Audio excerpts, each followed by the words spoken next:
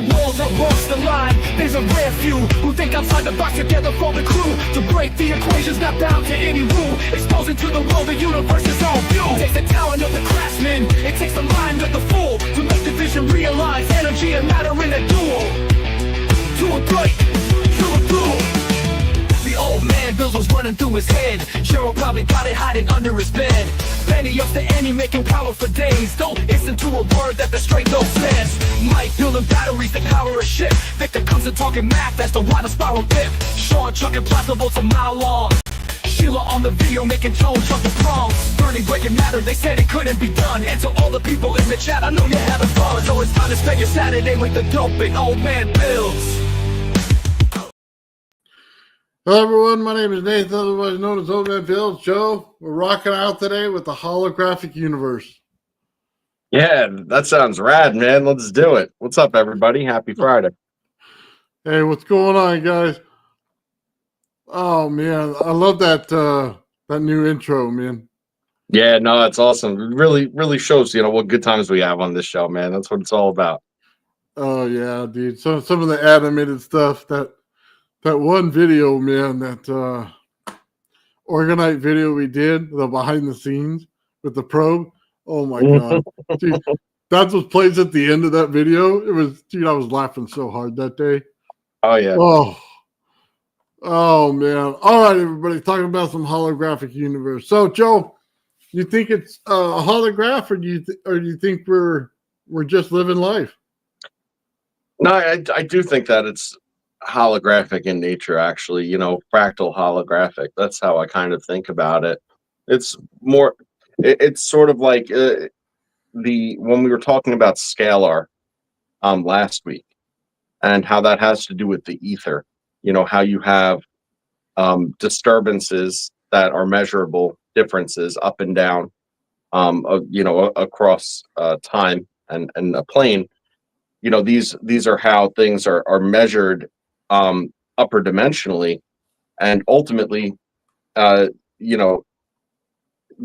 manifest on the inside of the torus, so to speak, as what we know to be our reality. So it is holographic in nature. It's just upper dimensionally holographic and fractal. So I always thought that was an interesting theory, and it's always something that resonated with me. So I guess when people think of holographs, they just think of, basically we created something and we're just an image of something. It doesn't sound like we're in that to me. More like a spirit is in our body and it seems holographic.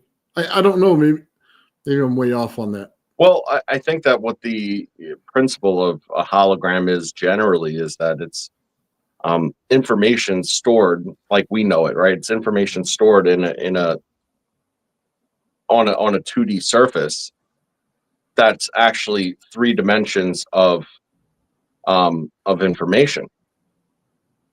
So, are we 3D manifestations, of a higher order? And I think that the answer to that is kind of yes. Okay, so we're not NPCs running around then. Yeah, so holographic theory has nothing to do with being an NPC or having no sort of free will or control. Obviously, we experience reality for what it is, but like you break down anything, if you ask me, well, what do you see on my screen? I'd say, well, I see Nathan on your screen, right? But at the end of the day, Nathan is made up of a whole bunch of stuff, and you're actually the culmination of all of those things that make you up, and that's sort of that's looking at it from a small scale to a bigger scale. When you're looking at our scale, it could also be looked at in the inverse, right? So you're not only just cells and stuff like that, and bacteria and all these molecules that bind together and make you up. That's from the ground up. If you go above yourself, you realize that it works in the inverse as well. That we're only just a small piece of something else as well. And that we're sort of a reflection of that. So if we think we're in the third dimension, you'd say would it be the fourth dimension that we actually reside in most of the time, and we only come down here into the third dimension to actually live our life here for a while? Well, I think that it's fair to say, and I've always felt this way, that we exist in the fourth dimension because we're subject to the time and space that surround us, so to speak, of that upper dimension. We're kind of on the inside of the torus, so to speak, at any given time. It's that energy compression. I feel like that is the mechanism of time and space as we know it. But if you think just 3D, and why we're not just simply 3D objects is because if you have something in three dimensions, great, but where does it exist? So you are 3D, I am 3D, but where we exist is in this place of time and space. So what we experience is in it's unusual because it's a third dimensional perspective of the fourth dimension that we experience, and this is how we experience time passage, which is everything. Any kind of movement, any type of change of anything, is as a result of that experience of the fourth dimension. So, man, it's crazy because some think that time travel is simply energy in the universe, and different times they're already been written, and all we have to do is experience them. And it's not that we're here to find something, it's we're here to go through the journey. So yeah, I don't know how that ties into this, man. I keep thinking of a hologram, and I think we're just a bunch of pre-written characters sitting there in a world, and we think we have control. We have the illusion of control and choice, but ultimately all the big decisions are already made. Well, if you think about it in before I go there, let me address something in the chat. So No Hombre says, well, we're not 3D, we're more than that, more than 4D. I agree, but we had to start the conversation somewhere. Obviously there's higher self aspects of the human being in our meat suits that exist, right? That definitely transcend the dimensions that we experience, through our senses. We'll get there, but not just yet. Now, back to kind of what you were saying. Run that by me one more time. I'm sorry, because I got sidetracked by that. No, I was just saying, I think we're just like NPCs in a game, man. Okay, right. So that's under the assumption, though, that it is as above, so below. That's under the assumption that whatever the reflection of the upper is, okay, is the full result of what comes below. But we know that not to be entirely and abundantly true. What I mean by that is if you look at it on a more relatable and tangible parallel to it would be, again, you and your body is made up of different cells. These cells have needs. There's certain things you can do, right, to influence the operation of these cells that to a lesser or greater extent. You can either be healthy and do all these proactive things to optimize them and have them working perfectly and efficiently, or to the opposite, you could actually end them as well, right?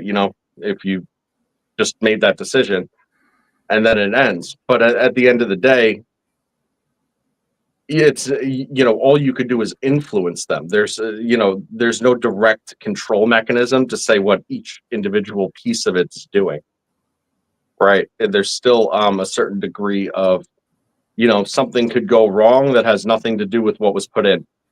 Something could be working perfectly fine despite your best efforts to thwart it. It's just kind of the relationship that exists is that it's kind of like a horoscope in a way, right? Like if you look at somebody's like general birth sign, that might tell you some basic attributes of them, that may apply more than others, right? But like that doesn't determine every little specific thing about the person and how they're always going to be or act. It's sort of the same sort of thing. So the scope of influence is not, indefinite. So how does this even tie into the multi-universe theory? Well, of course it does, because if you have multiple realities, they could be like fractioning off like a piece of a fractal at any given time and splitting and separating and then going on their own fractal path. And those realities could, influence each other as well. So just like any two differentials that make any sort of contact, there's certain contact interactions that could potentially occur that would interact with one reality or the other.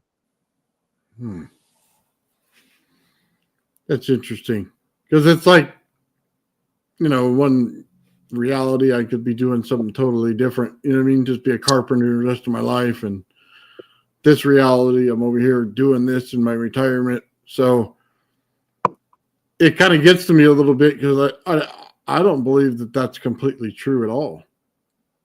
I just don't. I think we get one run at it, and this is it. And all the big things in our lives are already there. We just have to live the little ones and get the experience from it. So, and there's a lot of validity to that, because at the end of the day, you have to ask yourself, well, what is real? Okay. And reality really exists where the consciousness accepts it, exists and accepts it to be. Now, you could sit there and say that every other variable has played itself out and does in fact exist, but if it's not the reality that you're living in, then what's the significance of it? If at that point, fact or not, is it reality? The answer tends to be no.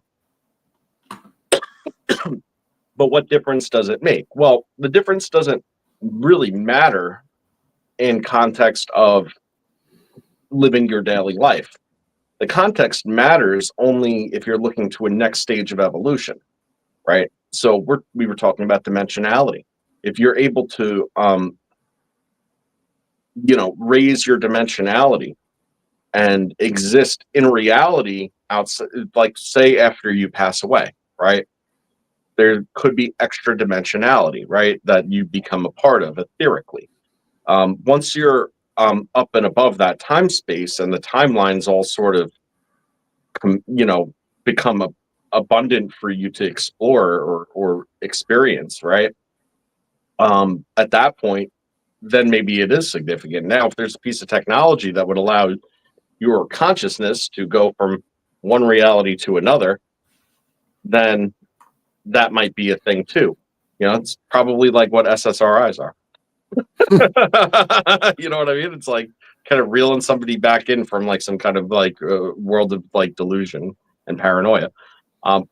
But that's sort of like the relevance of it is a higher level. It doesn't play a role in daily reality. It has to do with, is there access to it?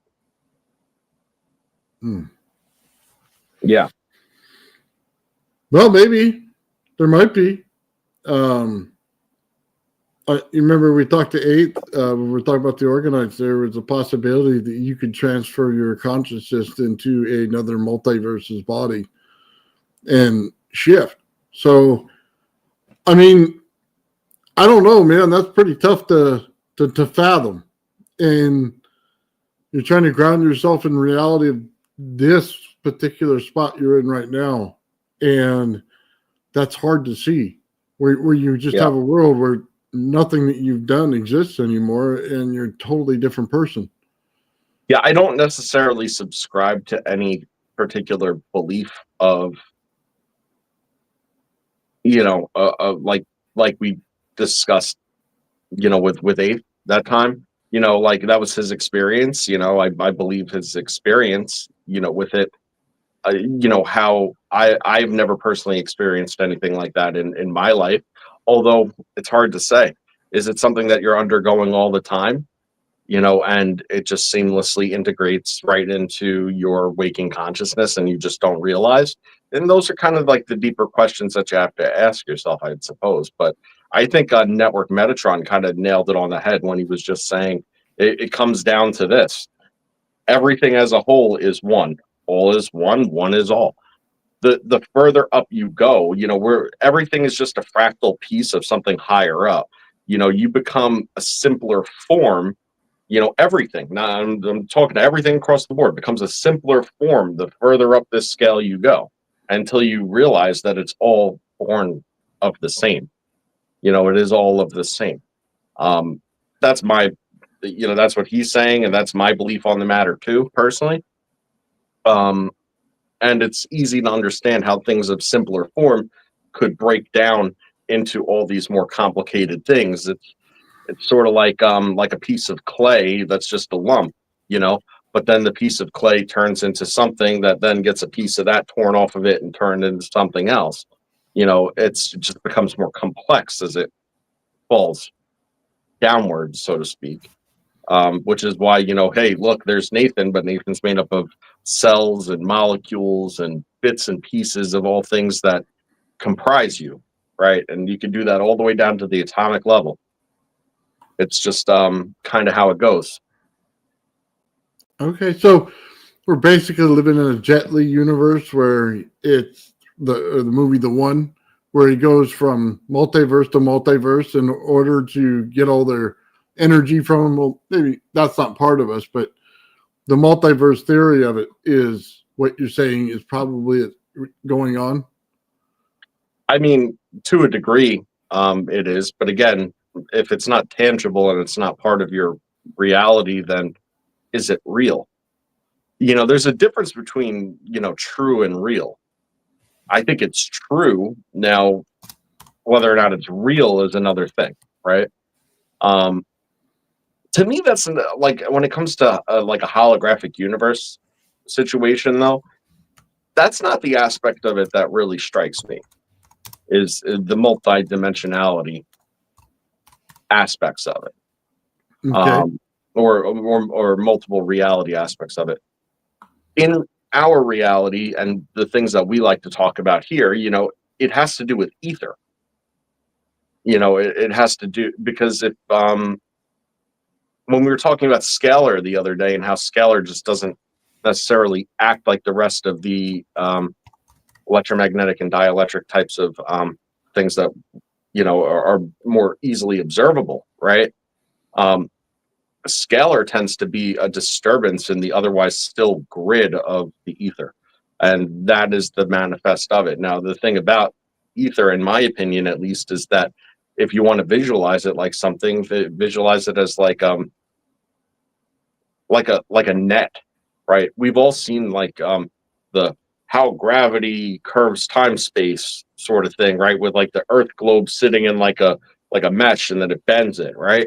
Well, it's kind of like that, but now stacking on top of each other, right? If you were to consider ether to be like solid and you had like a whole bunch of little cubes and they were all just stacked up perfectly, if you push one cube, okay, you're going to affect all the other cubes that are in the direction that you're pushing it. Okay. You could also affect cubes above it if they fall down into that gap that's left, and so on. And the more you push it, the more change there is. That's why that like scalar could potentially be instant, and that also explains like entanglement at a distance, because it's sort of like tying a rope to your pickup truck that's a mile long and it doesn't flex at all, and you tie somebody to the end. The instant that the truck moves, the person's pulled. Why? Well, yeah. Right. The old redneck thing right there. Except for they usually have like an old ski board or something under them, and they're rolling behind it. Oh yeah, you know it. Trying to ride the gutter.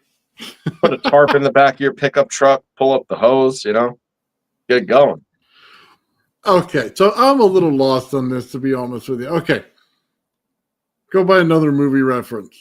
Matt Damon, The Adjustment Bureau. He was destined to be the president, but he fell in love with a girl, right? And he wanted to be with her, but his destiny wasn't to be with her. It was to, you know what I mean, go with somebody else so that he could become president at one time. And they keep going and fighting him until he corrects his course, right?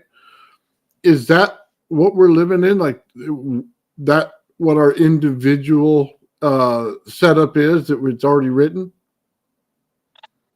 As we've kind of previously discussed, it sort of is that way. I don't know that it's to the extreme or to the, like you're kind of making it sound, but right, that's what it is. You have all these influences that could influence, the greater whole, could influence you more directly, could put things in your path for you to do that.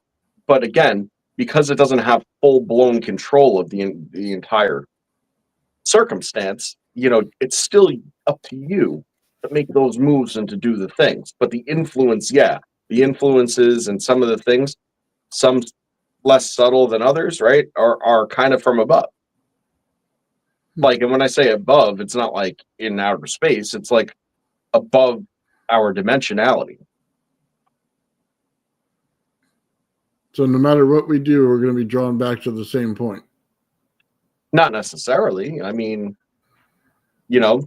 it's that's too vague to really have a proper response to, I think. Like there's a lot of circumstances. And can you influence what's above you? And the answer to that is yes.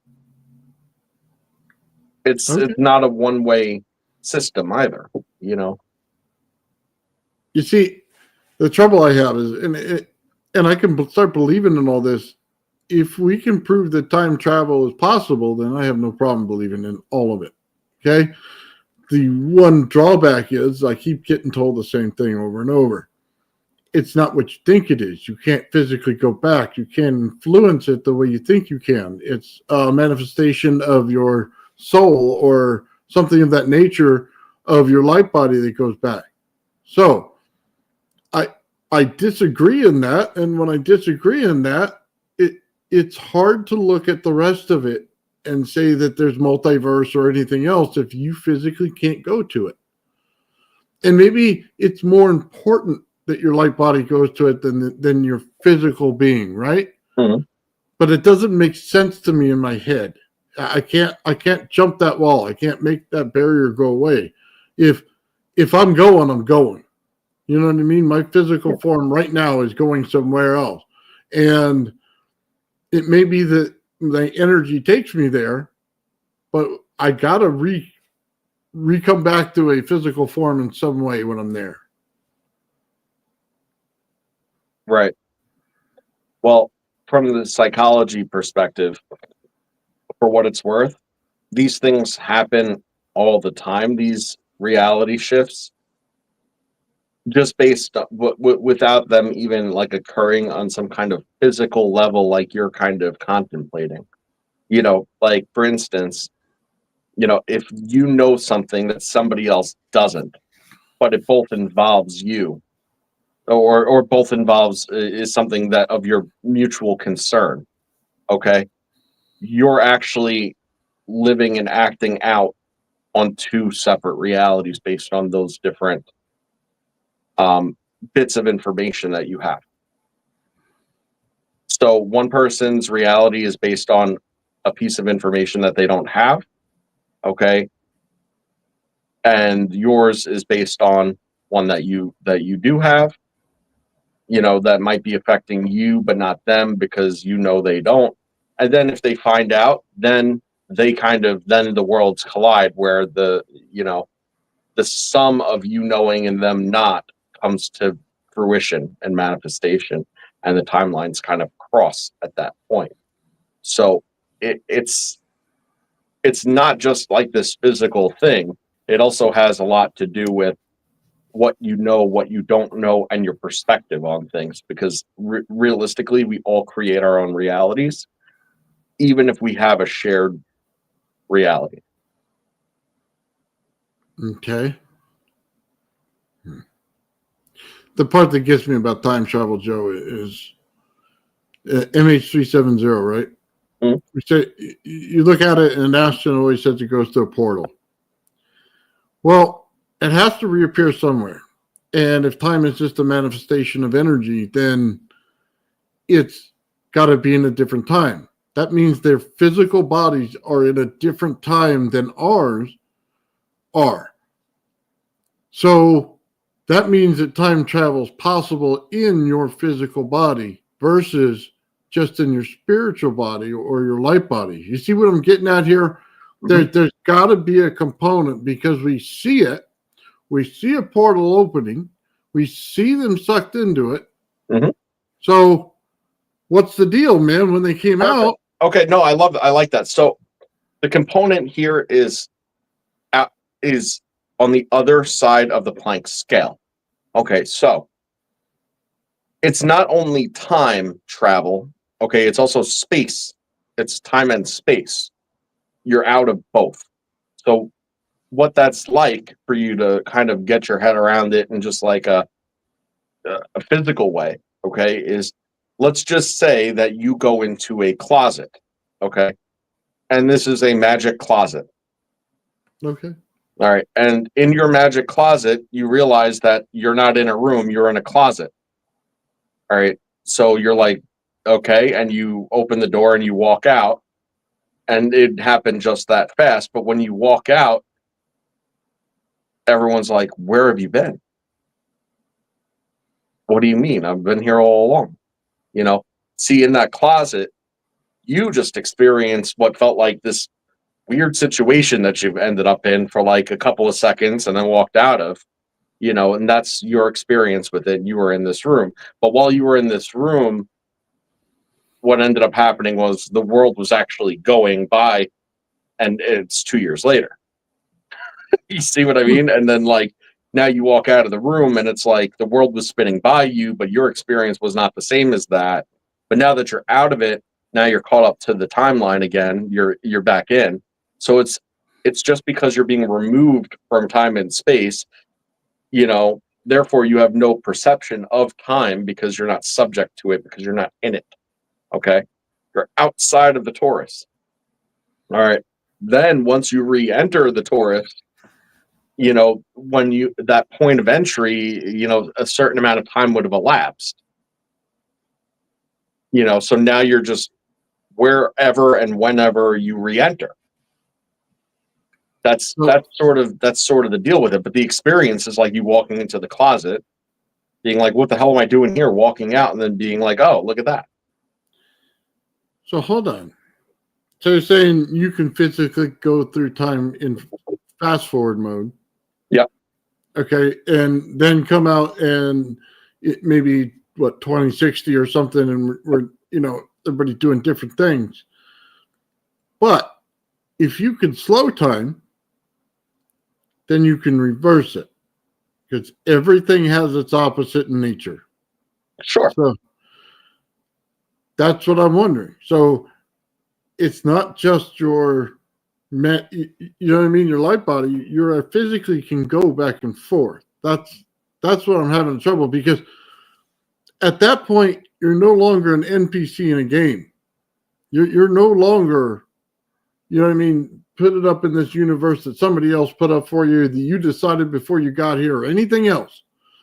You know what I mean? It's no more manifest destiny. You are where you put yourself at that point. At that point, you own your reality versus this is just a passing stage. See, that's what I think when I think of this whole topic is I have a very hard trouble saying that I'm an NPC in anything. I decide what I do. I decide when I want to do it and everything else. And even if that takes a direction that goes, way off course, then that's still, something that I decided. Right. Right. But I mean, we've talked about NPCs before, and I'm not saying whether or not that is the case. I know I'm a souled individual, and I would bet mine on yours that you are too. That but that's not to say that everybody has those same experiences either. There's, and I think that chances are that, most people are sold individuals for the most part as far as we're talking about and concerned. The nature of that is that, you're not an NPC at that point. Like you're not, you have the free will, but the influence is still that of something greater. Sometimes it could force your hand. Okay. Other times it could pave your way. It's realistically up to you to be able to see and choose these things. That's how I kind of see it. So don't confuse, like, in my opinion, at least, like there being a higher influence, to being you're not in control of yourself. It's just kind of it. Think of it as like if you were an alcoholic, you know, and somebody, call it somebody, right? When you're out of the house, gets rid of all your booze. They're trying to influence you not to consume alcohol, right? Now, that doesn't stop you from finding that one bottle they didn't find, or going out to the store and buying something new and making that choice anyway. But without any sort of direct connection to you, they've done something to try and influence an outcome, right? And that's what it is. That's sort of what it is, more than anything.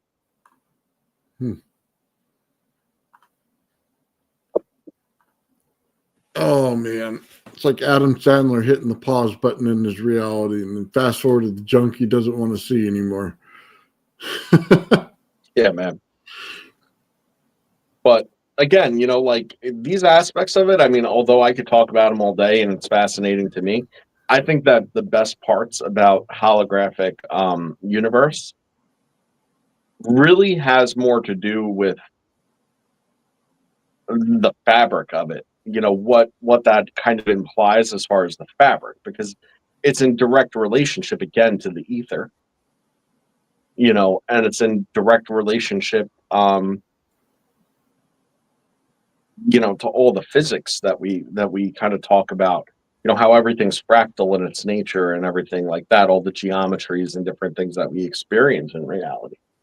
All the implications of ether and there being a fractal passage of time, directly correlates with there being some type of, holographic type of upper skin, so to speak, that kind of influences our world. Okay. And that's the key, is the influences our world, not controls necessarily. So let's go into this. Let's just go into the science part, because you keep going there. So let's just do it. When you're creating these kind of fields in your room, you literally slow time. There's no getting around that. That's what happened. And then you can speed it up. It all depends on what you're doing. And I've experienced both. Okay. You could be sitting there and you swear it's 20 minutes and it's been 8 hours. Mm-hmm. And you've done 20 minutes worth of work. You mm-hmm. didn't do 8 hours worth of work. You did 20. Okay. So you're just trying to fathom this and see what's going on. You're just working on one project at that time, right? And then you could walk out, man, and it feels like a 12-hour day and an hour's passed. And I've had that as well. So, and again, working on the same project, man, as soon as you bring static electricity and you start bringing radiant energy into it, just like you're saying, inside the ether, the same things that make it up, you start playing with time. You start going into time dilation, and it starts creating a bubble that forces you out of the reality that you're in. And I don't mean that as in your multiple realities. I mean that you're physically in a bubble, like the closet you mentioned earlier, where time is no longer the same way that it once was, right?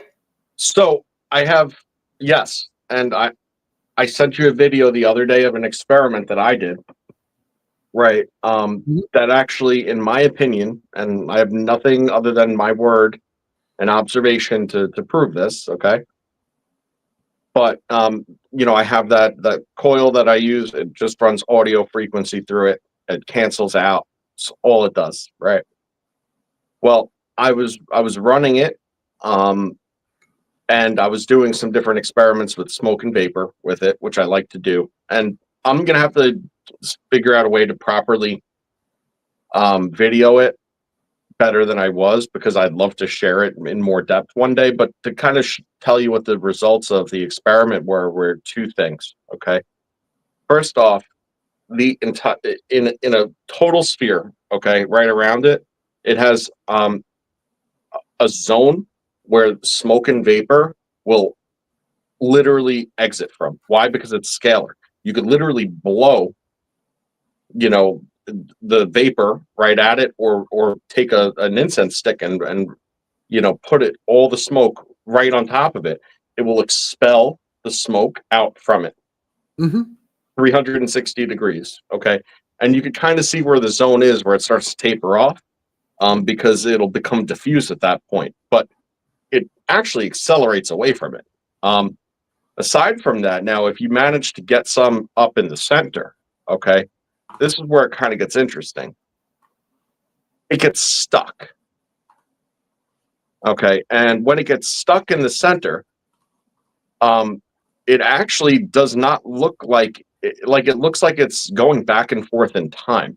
Like, it's not acting like smoke normally does any longer. Okay. Like, it lingers, but it also doesn't move. Then sometimes it'll go into a diffuse state and then actually come back and contract back into the same exact form that it was in before. So to me, that is a form of time dilation. Now, subjectively, what I'll tell you is, I was doing this particular experiment while I was just on my lunch, just trying to burn some time. And burn time I did, because I felt like I was playing with this thing for, like, maybe subjectively, maybe like 2-3 minutes. Mm-hmm. And then I look, and almost a half an hour had passed. Okay.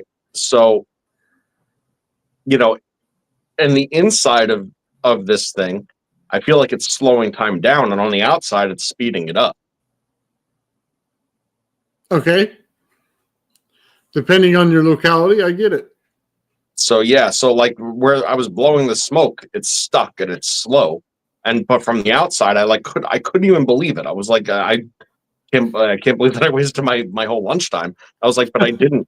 Really, all I did was, I did this same exact length of the video. I did this 3 times. That was all I did. So, I only recorded it once, I think. It is interesting how that pattern stays in there a little while, and then it reforms the same pattern. Yeah, exactly. It goes away and then it comes right back. And there was even a spot that was just dead set and not moving. It was very strange. And by the way, I'm moving the camera up and down it. Think about, like, just the air, in the area changing. You know what it takes to shift smoke like that. Mm-hmm. If I move my camera closer and further away, that's enough to sit there and draw it in and out. So, well, your body capacitance affects every circuit you sit next to. This is different. No, definitely. When you get in resonance with something, then you really start to affect it. We just haven't hit the right frequencies to do it a whole lot yet. I mean, we would literally, I'll be honest with you, if we had glasses that could see, how do I say this? If we had glasses that could see the aura, you would say, around yourself, it would look like you're a magnet. It would literally look like you have a field all around you at all times. So, and that's the resonant state that you're in. There's no question about it. Your heartbeat, your lungs, all of it's got to be in a particular resonance at a particular scale of the harmonics in order to work. Yeah. Then that's how it's continuously working for you. And that's why when you go there and you get an EKG and it's messed up, they try to correct it because it works that way. Right. Yeah, no, it's true. Well, I mean, you know what's interesting about this little coil though is the way I have it hooked up is I hooked it up to like one of these little Bluetooth boxes. Actually, I have it right here. I have it hooked up to like a Bluetooth connector, so that amplifies it, and gives it whatever audio signal I want to put into it. I run it through a tone generator and stuff like that, and I could literally tune it to, I think, the 100th of a hertz, that specific, of a frequency, and it doesn't care. Like, you can go down really, really low with it. It's not a speaker, and you don't have to hear it, right? So, you could go down really, really low with it also. And you could, because of how I have it rigged, I could also run beat frequencies through it also. Very cool. Yeah. That makes you get a lot of experiments out of it. That's for sure. Yeah, it's pretty versatile like that. And it's total cancellation. It's the same wire just wrapped up around itself to a loop. Okay, hold on. I'm trying to pull up something for you, Joe. And I can't seem to get it, and I don't know why. I wanted to pull up that small video of the circular thing picking up. Trying to share my whole screen. I don't see the option anymore. There we are. Nope, that's not it. All right. Well, I guess we can't see it. That sucks. Okay. I wanted to show it because it basically showed that the an atom is fields. Yeah, I mean, it's basically just electric fields. It's that. Yeah. Well, yeah, the atom is fields, and the atom's more than fields according to that video. Well, yeah, that's why I want to show it, and I don't know why it won't let me. I don't know. I guess they changed StreamYard. I can't show my whole screen. Was that an atom though? Because I thought it said through a telescope. Okay, hold on. There we go. All right. Are you seeing it now, Joe? Yep. I think it said a microscope. I thought it said a telescope, but I could be wrong. Well, I'll double check the description. I'm sorry. That's wild looking, isn't it? Yeah, it looks familiar to me. So, remember, yeah, my brother Ezekiel told me about these guys. the ring within a ring within a ring, right? Yeah, with the pupil that moves around. Yeah. Yeah, and looks around. It's looking around, man.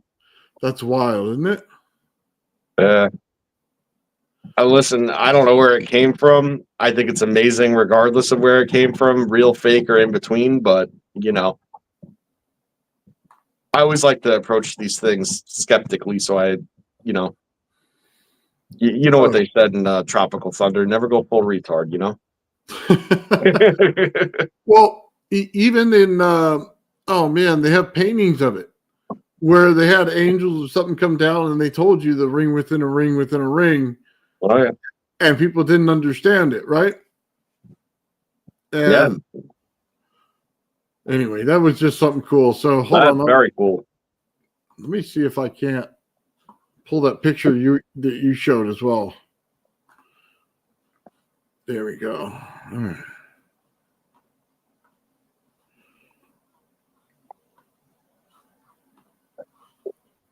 There we go. That's the one you were talking about.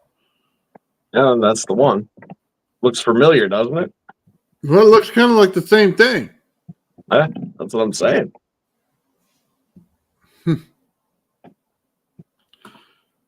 John says just sells shells around a proton.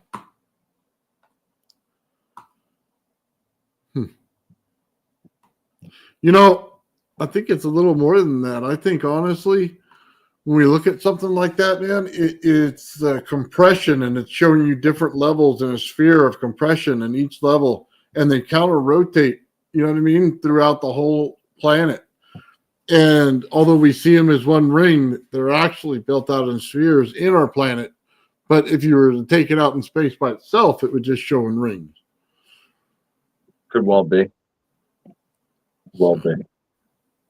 Excuse me 1 second. My dog is crunching on something and it's driving me nuts. Give me 1 second. It's described in the Bible as with the angel. Yes. Hopefully that's less bad. Sorry about that. Layers like in an onion. Yes. Exactly. Voltage layer, value of density. That's right. It all comes down to that. That's really where your time dilation field lies, is right there. Oh yeah. It's the counter rotation. It's the mesh. It's all of it right there in one. But that's why it puts you in a bubble versus everything else. Because while the Earth creates it in a big form, you're creating it in the small form. So that means you're pulling straight out of reality into this bubble. And now you're in your own microcosm of your Earth itself. You know what I mean? So now the whole system's changed for us. Now we manipulate it ourselves. It doesn't manipulate us. Yeah, exactly. I mean, when you have a whole entire system that works off of its desire to find an equilibrium, right, which is the entire basis of like general entropy, right? Everything's trying to kind of diffuse out, right? Anytime you create a barrier to hold in the differential, is, whether it's density, there's always a density difference, and then that density difference leads to a pressure differential. And it's at those planes of interaction between the pressure differentials. That's where that's where locality interaction takes place. But holding it in, and maintaining the differential from going into a diffuse state is the key. It's always been the key.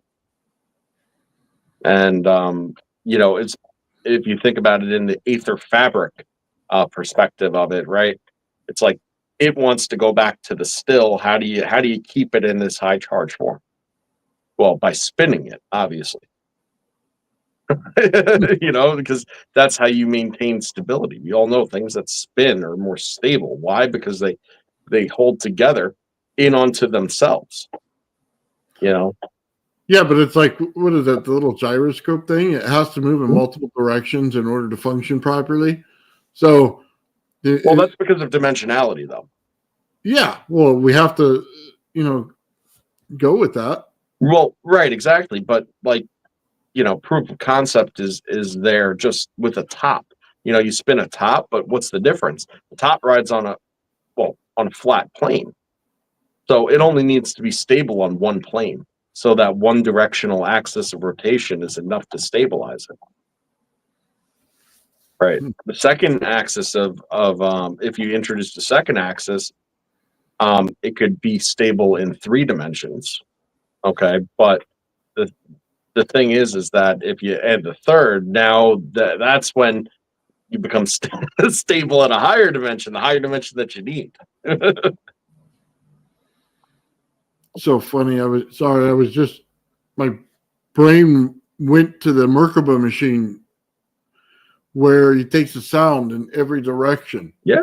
And if you have an empty sphere inside, it's no longer empty when he's done, because he's creating resonance in there, which causes an energy to form in there and form a plasma.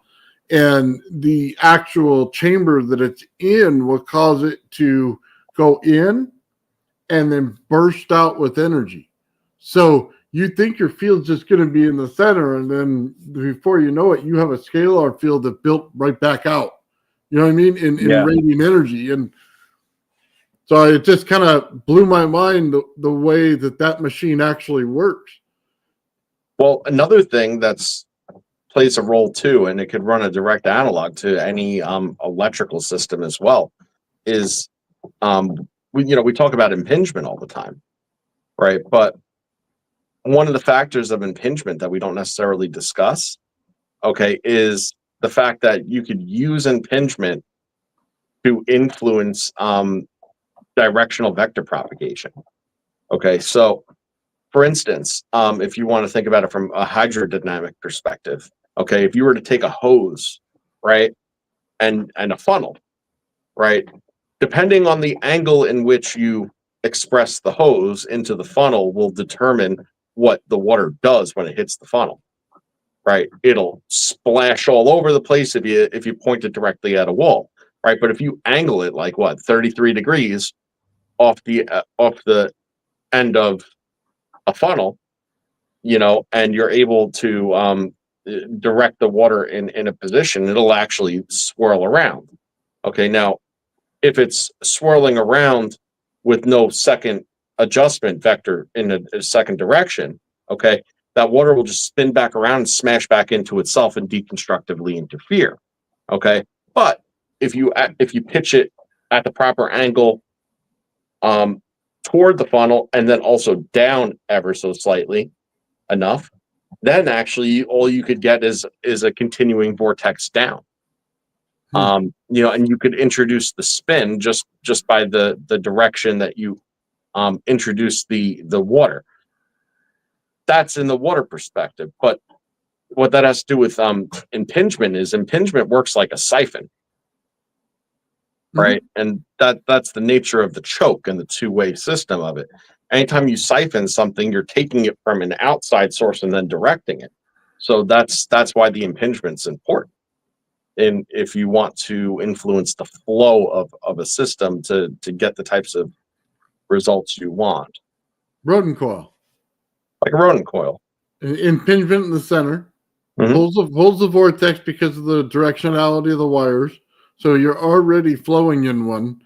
All you have to do is create the field in the correct way between the wires themselves. So you're going to get in resonance between two wires that the inside ones are going to go on resonance alone and produce plasma. So you'll get the vortexing happening, and it shows up in the amount of temperature differential you get. That's how you notice it there.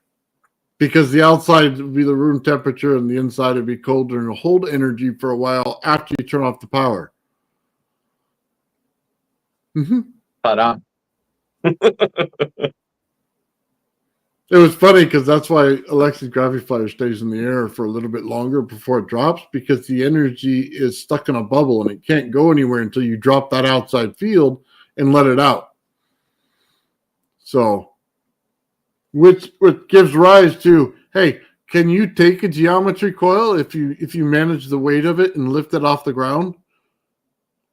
I mean, can you literally create anti-gravity by creating a temperature differential based on scalar being temperature and frequency difference in a room?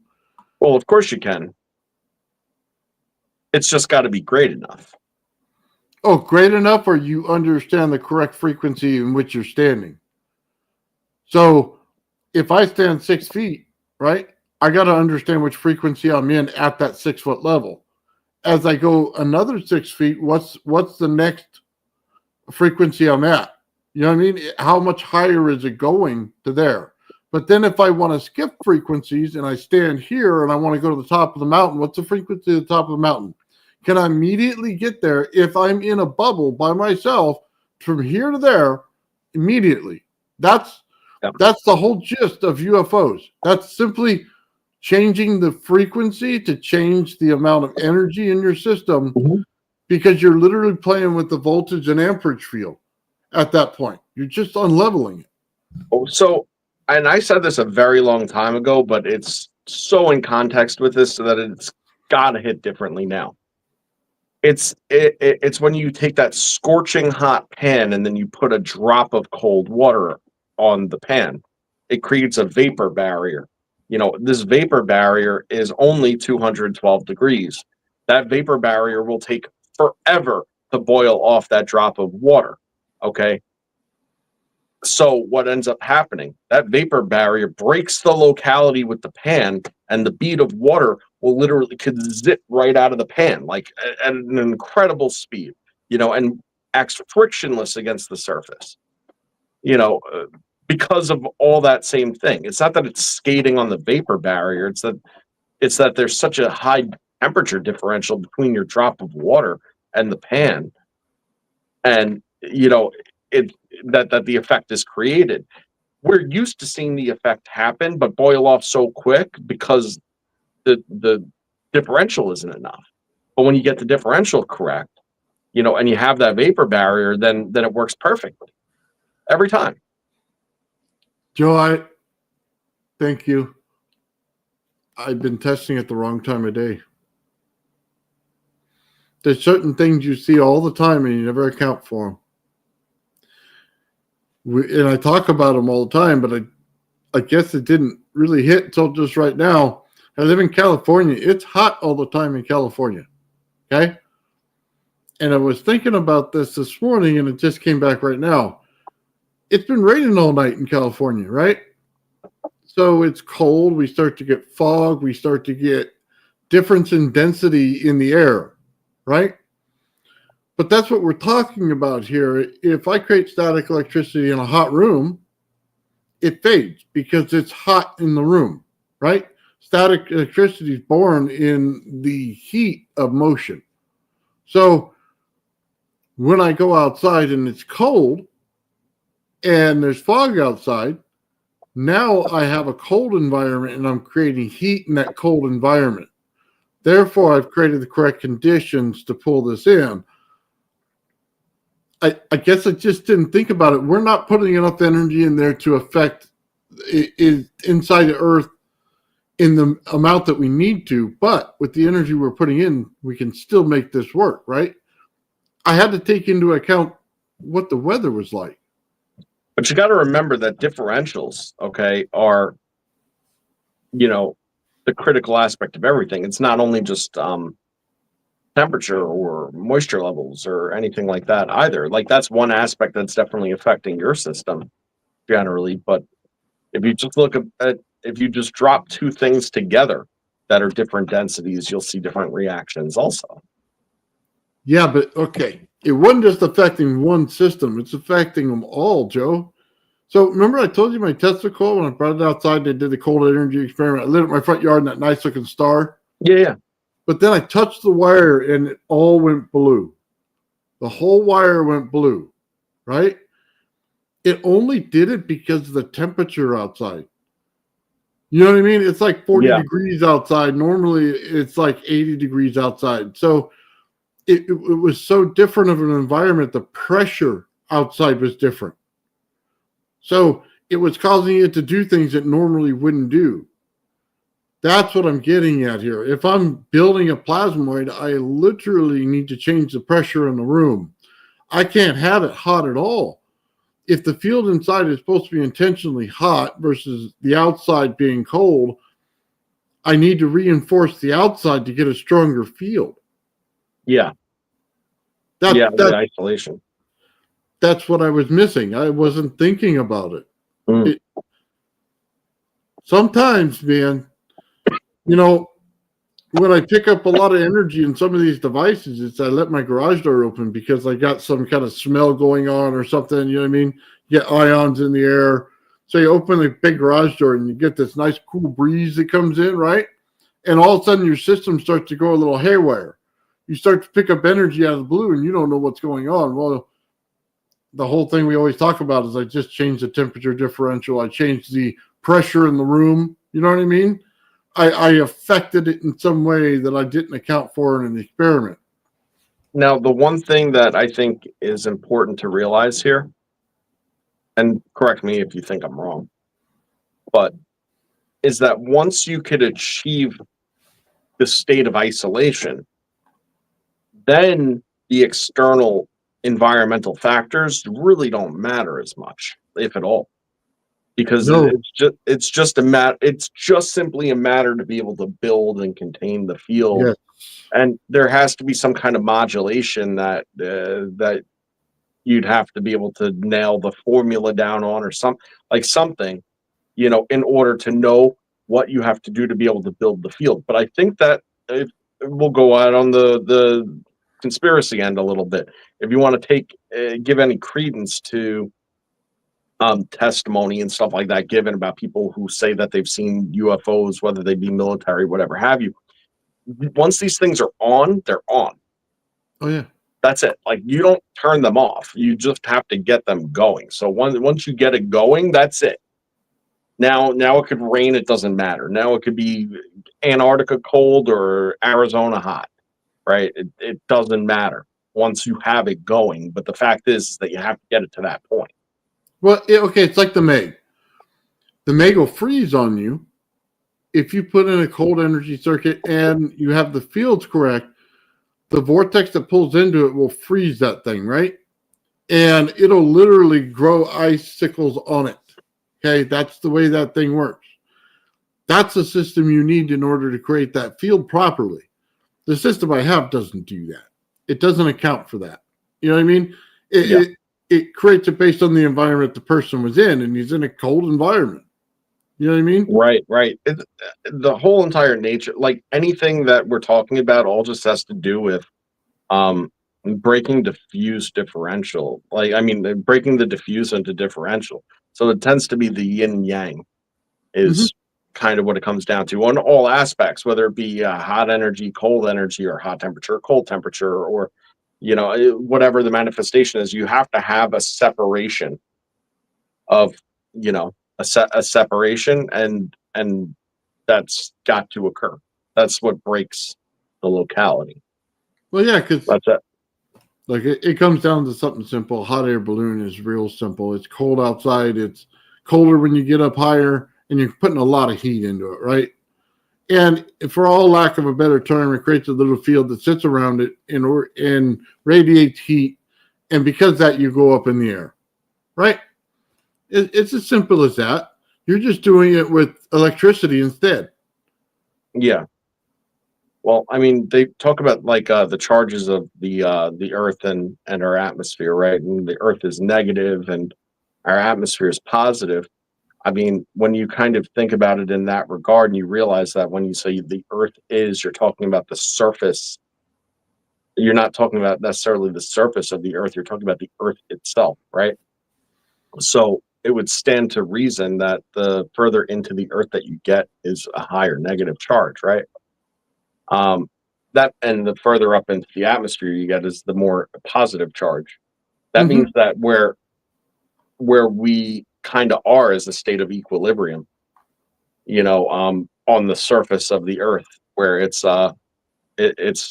kind of in a neutral state of diffuse, right? So the altitude that you're ultimately at, and I'm not talking about altitude meaning like how high in the mountains you live or something like that, although that could be a factor. Okay, but how far away from the surface of the Earth you are too could actually help exploit the differentials, because the differentials are so vastly different just innately by itself. So I guess where I'm going with this is, if you were to have something on a drone, and then a regular drone, and you put your drone up to a high altitude and then exploit it would be easier to get the effect at a high altitude than it would be at Earth's surface. See what I mean? I get you. Yeah. So, that it could be an element of something like that too. Okay, so there's more energy in the upper atmosphere right now than the plane that we're sitting on. But if you get down into the Earth, there's more energy there. So remember that we were looking at there was 2 experiments that we were looking at. We were dealing with the Tesla coils, and the Tesla coils were, oh my God, I'm trying to think, going into the Earth and pulling energy out of the Earth, and you would get a amount of energy out of it, right? But then we had the one where we were doing atmosphere for the Corona motor, and you could pull energy out of it, right? So I guess where I'm going with this is, the Wardenclyffe Tower literally pulled the energy out of the atmosphere, pulled it into the device, and then shot it straight into the earth. It literally created that line, just like any tower can do right now if they wanted to. They can direct the energy straight down into the water table. So if you think of along those lines throughout that whole differential right there, there's energy all in it. And you just have to know how to dial the energy in. And it all has to do with frequency. So think about it this way. If I turn on a Tesla coil with nothing, you know what I mean, besides the primary one, well, that means that if I resonate my craft at the frequency that I'm in, I can pull in all the energy I want. Right. I just have to know where I'm at. Yeah, that makes sense. Yeah, sorry, I kind of went in left field on you there, Joe. That's all good, dude. Dude, I've been up all night. Just so everybody knows, I've been building like crazy, man. We changed the schedule around, and now I have time to do stuff. So I literally, man, I'm building cap banks. I'm building cold energy circuits. I'm pulling my rodent coil into resonance, man. Flat out, I just put the frequency generator on it with a 20 ohm resistor, and I literally found the frequencies it resonates at. I separated the wires. I went through each individual one, find it is, because I'm going to ring that thing at resonance and pull in over unity on it and throw it into a cap bank. I'm literally going to make Tesla's ringer out of it. So where Jarvis always talked about the ringer, you know what I mean? Or, what did I used to call it? I can't even, a bit. Okay. I'm literally going to do that. It's an induction circuit. So if I have 11 lines going, 12 lines going over here, I can have 6 and 6, and it'll still pull the same resonance frequency when they're combined. But this can go off and run, the circuit. This one is free. Literally, that's what I'm going to do with this thing, except for I have 22 lines in there, which means 2 of the lines, one's in, one's out. I'm literally going to ring the other 20 of them individually and pull over unity out of this thing. And because I'm going to use a cold energy circuit, there's very minimal loss, maybe 2%, if that, but I don't think so, because I'm going to pull the cold straight in from the battery into the negative in the coil before it gets to the circuit. So the circuit's like a vacuum sucking it in. Then that way the loss is gone because it's now going straight into there. I'll get a little loss in coming back to my battery, which will be able to recharge it. But if I only have a 2% loss there, I can pull another wire for that 2% and put it right back into there and then loop that circuit. Yeah, so it's important to just point out that in what you just said, where you're running the cold at that point, your circuit is acting as a secondary source of impingement, redirecting the current at that point, causing the directional draw. So that's exactly what I'm saying. Like, you could literally recompress, the signal more or less, and then be able to have whatever's resulting from it. It's like a tug of war, So now it's pulling it. Yeah, it's just a second compression source outside of the normal fields. And then the resonance itself, because it creates the plasma, it's going to give me a heat source in there that I didn't have before. That's not a loss, it's a draw. So right. I can draw the room into it now, because it'll, it flows in on the outside warm, comes back into the cold inside. It gets re-influenced by the cold, goes back out. Now I can draw the room into it. So, and then, by the way, you have to take the capacitor bank, and this is what we were trying to tell Ben a lot of times when he worked on it. You have to act like it's a Tesla coil. So when you know the resonance frequency of your coil, you have to take the cap bank and make it the same. the cap bank has to resonate the same as your coil. It Oh, has yeah. to work in tandem. If it's not, then you're putting disruption frequencies and stuff, and it ruins it. Dead on, man. And that's the whole entire thing has to be in resonance, because anything that's out of sync with it is out of sync with it. That's Yeah. what it comes down to. It's you can't have things shaken at different rates that aren't harmonious, because then they just cease to function. It's kind of how that goes. And that's another thing too. And it's such a simple question, but this is how you'll see the question posed, just I go as for a it. riddle or whatever. How does electricity know where to flow to?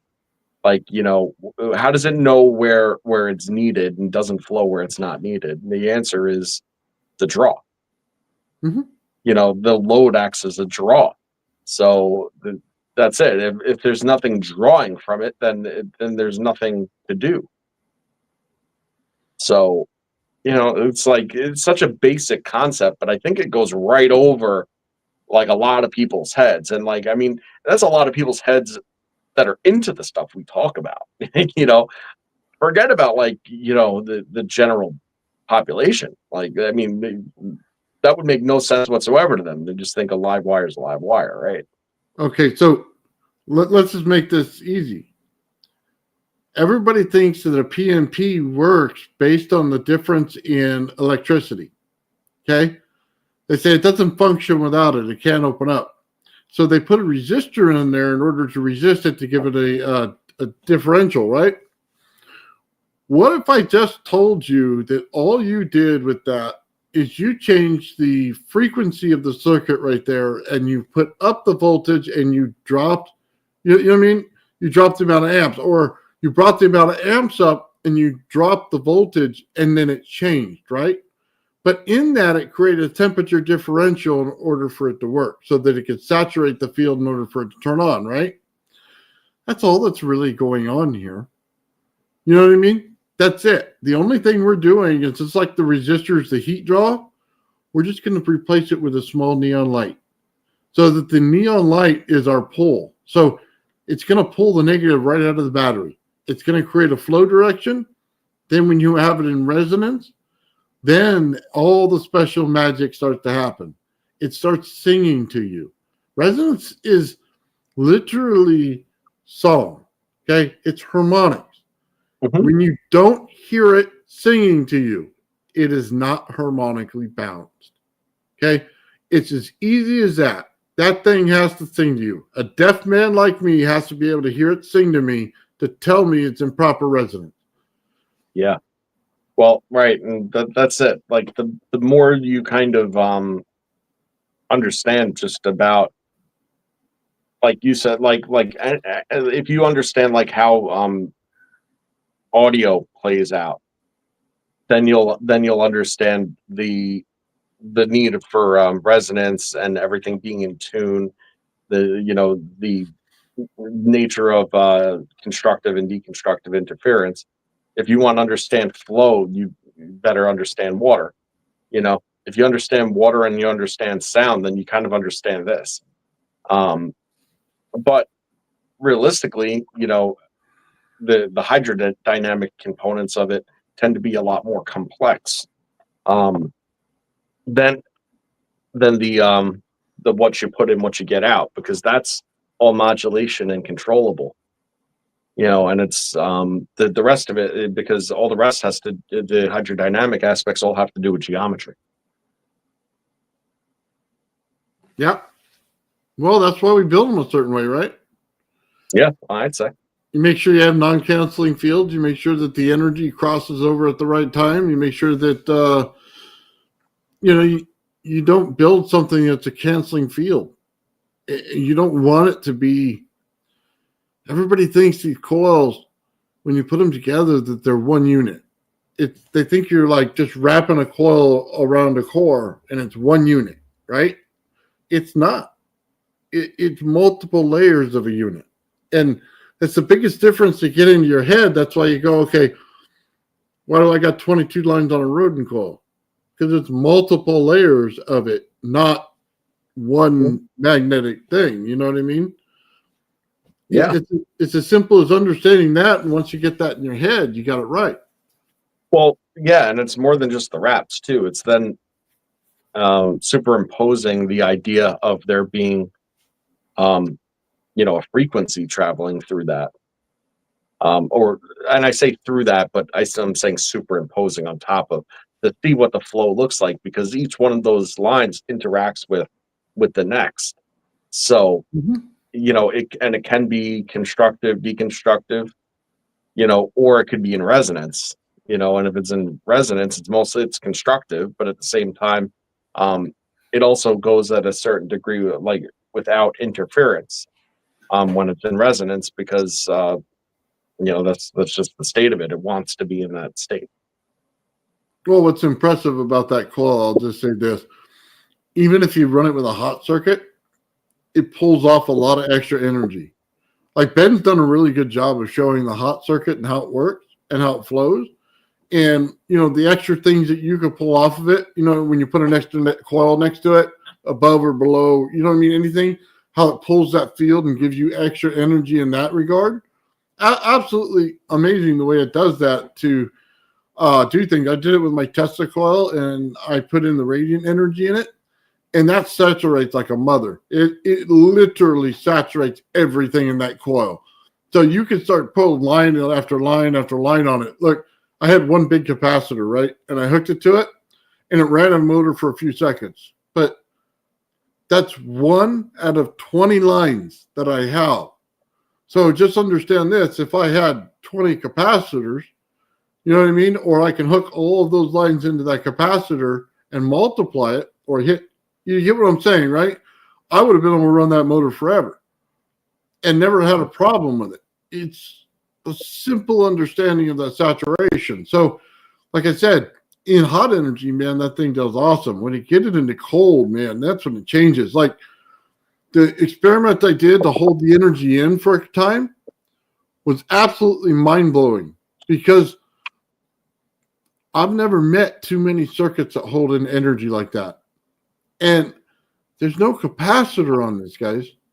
There was zero capacitor in my Tesla coil. It was straight up a PMP, transistor, and one resistor.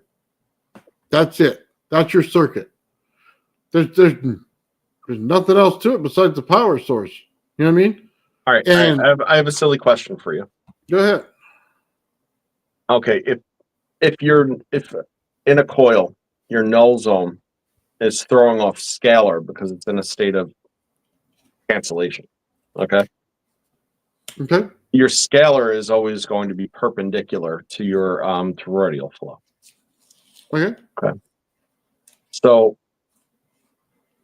how can you create scalar impingement to redirect the directional propagation of the scalar to become parallel with the toroidal flow? Because if you could redirect the scalar to be parallel with the toroidal flow, it becomes perpetual, and that state of perpetual nature is extremely high density, and then would be and it doesn't even matter what low type of input you have whatsoever on that. If you could just get any sort of null zone scalar perpendicular propagation going on, and then you redirect it, it would that zone would then become an indefinite sum of energy. You just described the difference between a rodent coil and a geometry coil. Yeah. Okay, so the rodent coil is intended just to be a flow vortex. It's not intended to hold in the scalar. So if you wanted to hold in the scalar, you build the geometry coil, right? Which is 2 wires, layer upon layer upon layer upon layer. As it goes around, it's creating a field that's literally a scalar field on top of another that's in motion. You think it's not doing anything, it's in motion. And that's creating static in between. That static in between builds and bubbles. because it doesn't stop flowing. This is what people are messed up on. A DC circuit's circular. This goes into a field that's a bubble that keeps growing. Because it has nowhere to go, it compresses. It's like putting your air into your tire, but the tire can't blow up.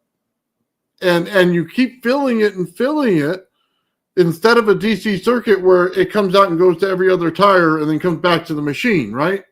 That's not what you're doing. This is a secondary effect on the coil. You're literally putting it into a tire that cannot explode, okay? And it keeps filling and filling and filling and filling, so your amount of energy in the center is enormous. Mm-hmm. That's the whole reason it's there. And when you reach the point that it passed equilibrium, you now have more energy inside than you can physically put into it. It's time to pull the energy into a cap and loop. That's the way it works. Okay? You literally, you have it too full. You know what I mean? That's the whole point of a plasmoid. It's so full of freaking energy that, you know what I mean? Because it continuously dumps into it. That's what people aren't seeing. Right. If you don't pull off of it, it would lead to systematic failure because of your material restrictions. It's a leaky capacitor in your room, and it starts creating time dilation in your room. That's the problem with it. You got to understand, because it's creating an outside, it also creates friction with the air itself. Just like we do. Okay, we're creating friction like our hands like this, and then go down the hallway in your socks, start zapping people. Okay, it's creating that friction that blows out, and it takes in your whole room into account until your whole room is filled with static, and it feels thick in there. It feels like you're literally swimming in static. That's the feeling you get. It's everywhere. So, yeah, that's the difference between the geometry coil and the rodent coil. Recordant coil is literally will take the environment in your room, suck it right through in a vortex, and blow it back out automatically. Geometry coil impinges it into a field where it can't get out, and it blows up inside there and then compresses until the field blows out like this. Just like we're talking about with an earth, that's like we're talking about radiant energy. Boom, it blows out, holds it in. You know what I mean? And starts going like this. Because it's recycling its byproduct. It can't stop. It's no longer a DC circuit. It's now an open circuit, which then changes the complete understanding of it. Yeah. And then so and that tends to be the thing. Well, it's like, don't touch the center. At that point, don't touch the center. Yeah. Oh, don't touch the center. I've seen that thing over 1,000 volts. Don't go near it. Like, that doesn't sound like much. Like, I guess when I look at a DC flyback and you go, well, I'm putting out 10,000 volts, right? The difference is it has plenty of amps in it. So a DC flyback has like point whatever amps. This thing has multiple amps in it. You know what I mean? So, especially if you go in there, remember I did the coil inside of a coil, right? And I showed my hammer and it gives you the voltage and amps. Now think about that. That's what's inside of your geometry coil. Now I want you to think about this in context of a holographic universe. You do realize that everything that's being pulled into that center and recycled throughout it at that point, okay, is literally just a hologram of all of its surroundings. That's the nature. It's projecting everything that's outside of it into the center. Do you see? Mm-hmm. And that's exactly more or less the same. We're just in the center. Well, I'm just controlling the energy in the room. I didn't create it. No, I get it. I'm just saying that is the point in the connection between it, because as above, so below, you could see it. So when you break down this whole thing into something that we know that, in the experiments is kind of present, right? And this is something we're talking about on the scientific level. That's what we're in, is this middle zone that's contained, and it's all the outside of it that's the influence that makes it holographic. That's what makes it holographic. And it's all the fluctuations of the interactions and so on, okay, in the ether of the coil that is also above us, that are also those interactions that influence the greater whole. That's sort of the point. Go off on a little bit of a sidebar, I suppose.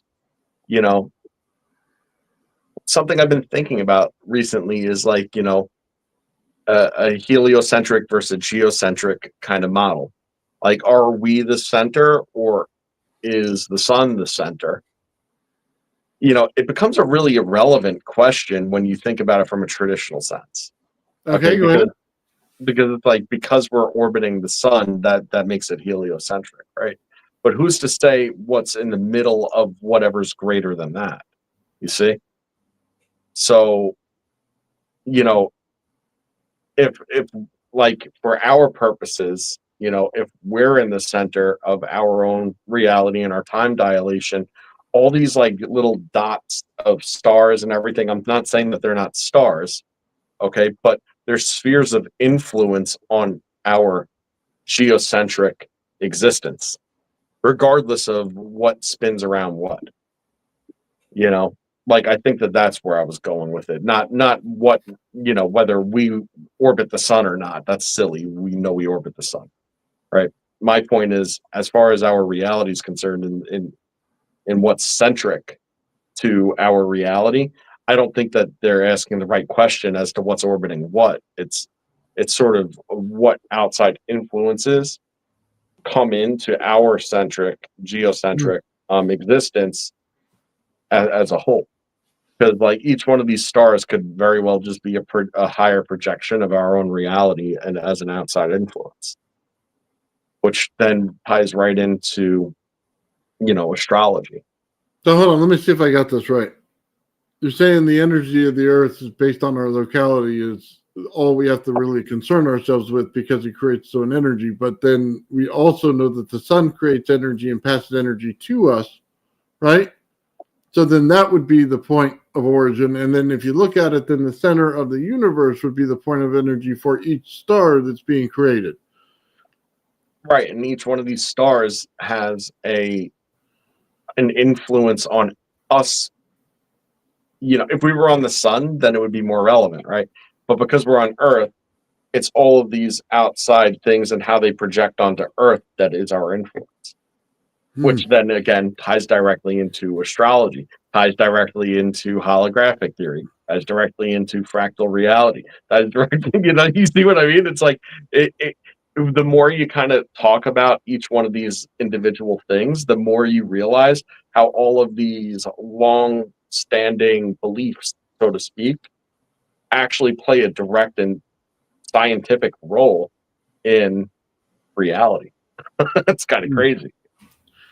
It's all interconnected. We just don't see the connections. Exactly. And it's like, oh, well, do you believe in this? Well, you ought to, because most of the stuff that they told you to believe in, most of it has its basis in some form of truth. Now, it might be a little allegorical from time to time, might be metaphorical other times, and other times it's just straight dope. You know, that's it. But, you know, you start looking at all the different theories and you realize that you know, that it just ties all the beliefs together, which is the crazy part. And you wouldn't know any of this unless if you remained open-minded to it all, you know, because most people subscribe to one belief and that's what they do, and that's it. You know, you don't look further out than that, then you never see the whole picture. Oh man. Okay. Let's see if I took a picture of this, Joe. I wanted to show this today. I wanted to make my life a little easier. And it goes into what we're talking about, so just give me a second to bear this out for everybody. So I built this coil winder. Okay, this will be on an upcoming video. Very cool. Now I can literally wind these coils in 10 minutes where it took me 3 hours before. And I keep going back and forth and changing the STLs a little bit. Not quite satisfied with everything, but it basically, has a motor and it runs in a circle. It's all it really does, and it winds my coils for me. Now, the reason I'm showing this is because now I'm going to start an adventure of a lifetime for people who do coils. I literally took my coil that I resonated other coils with, and I took my frequency generator and mapped every spot that it hits a radio frequency. So I went through, found all the points where it spikes, and then all the drop-off points. And I wrote the frequencies down, okay? What I'm going to do is wind individual coils to each one of those frequencies. So I'm going to prove out the harmonic scale when I do it. I'm going to get a fifth, you know what I mean? 2 fifths, 3 fifths, 4 fifths, until I get to 5 fifths, which is a whole. And I'm going to show how that ring works, how the actual harmonics work.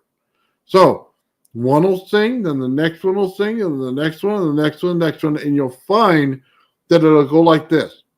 It'll just make a scale that goes like this in how it sounds all day long. That's why I wanted to build the coil one, because I want to be able to do it in an exact way. You know what I mean? Tune it down. Some of you have seen my experiments where you'll see a Tesla coil, half of it will be gone. It's because I unwind them after I built them and stuck them until I get to the exact frequency I want. Then I put a Slayer exciter circuit on it, verify that the frequency stays right there.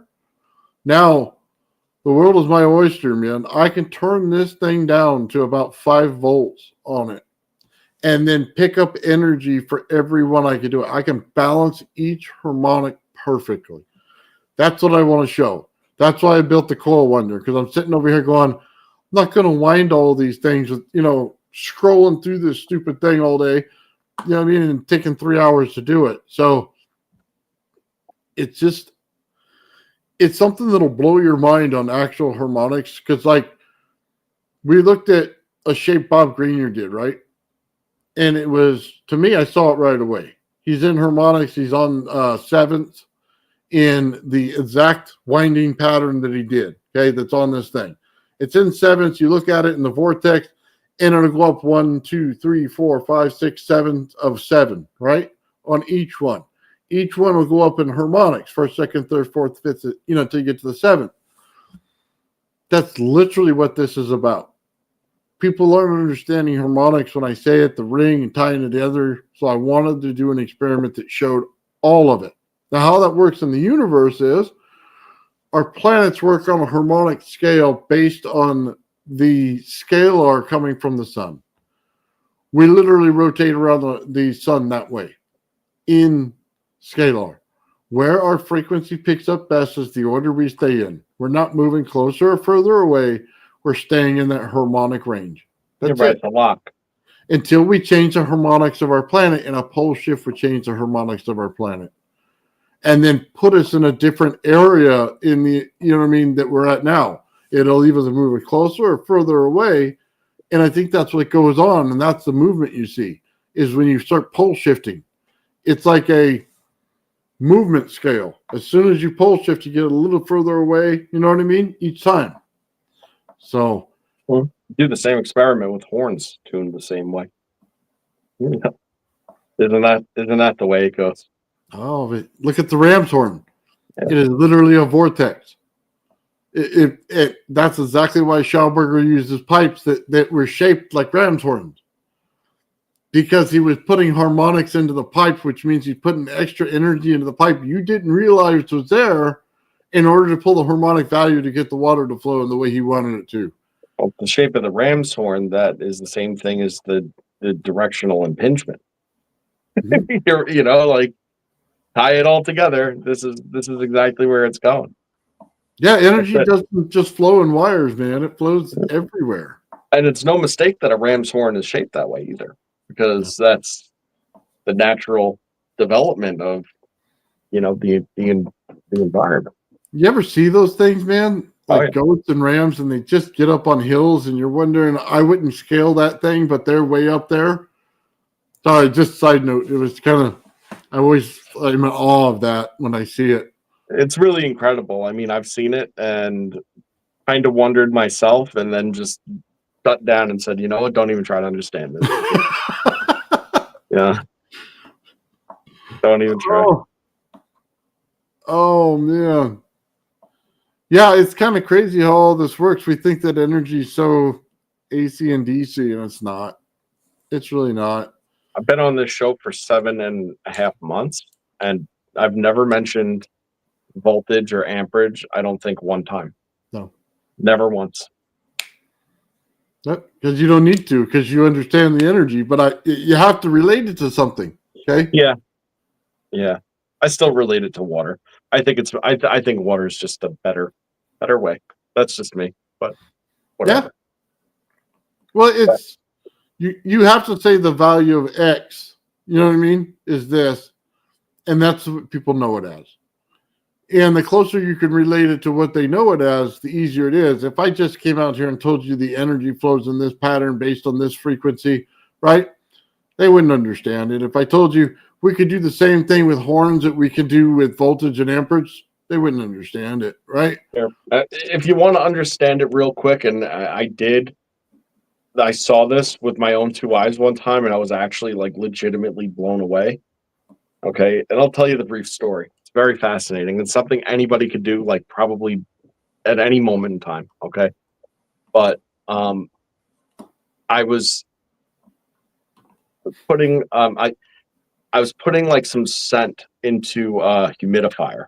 Okay, so I have like the big humidifier container, and I have like some scent oil that I put in with like bay rum. That's just like a regular bay rum, and it's all just alcohol based, you know. So when you add the oil into the bay rum, you know, you have the alcohol and the oil mixed together, so the oil is dissolved in the alcohol. All right, when I drop this mixture of alcohol and oil, okay, that was like a milky white, right? With a dropper, and I dropped it one drop at a time into the water, it creates a torus and a center punch that rolls out, okay, and then comes back into itself. So hold on. It didn't create like a transverse wave. It just kind of went out like this and then sucked in like an oil slick. A drop in the middle, a ring around it. The ring was visibly rolling, Okay, and expanding. Oh, it's like John Smoke. Okay. When he showed the smoke and then it had the two.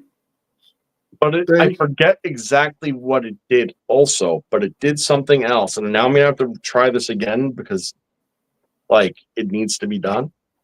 But it also did something else with a secondary like result of this. Okay.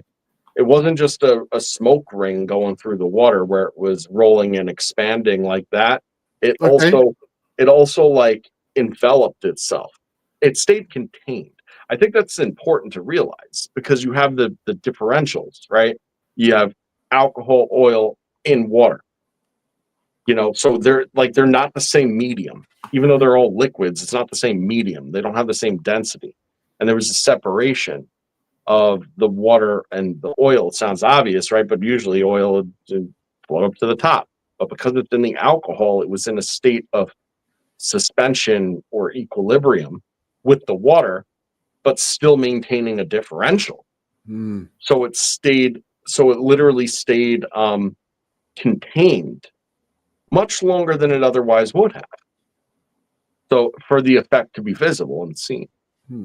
Don't you have a high-speed camera? You could take a picture of that while it's going? I could figure this one out. It was so long ago that I did this. It's before I even got my head around any of this. It just became relevant after the fact.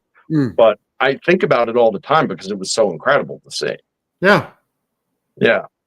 But the fact, right, that's the point, is that the medium is different, okay, but they're all liquids, but yet there's separation. Okay. Yeah. And flow and movement. And, it's very cool. Okay. I have something to show you, Joe. Sure. And I keep mentioning this Sean, and I don't think he wants to acknowledge it. Okay. Let me. Oh man, what did I do? Now it's just not letting me do. I'm just gonna put it out there. If you're expecting me to gather something out of it, it's small on my screen, so I'm gonna try my best. Okay. So have you seen this before, Joe? Hold on. I mean, looks. Yeah, I mean, it just looks like a torus to me. But yeah. Okay, this is Sean's Death Star coil. All right. His Death Star. Okay, the first, the black one he built. He's building me one right now, by the way. Totally awesome. You mean the round coil? Yes. The sphere. Okay, yeah. Okay. Now I'm gonna take this down, and I'm gonna show you another picture.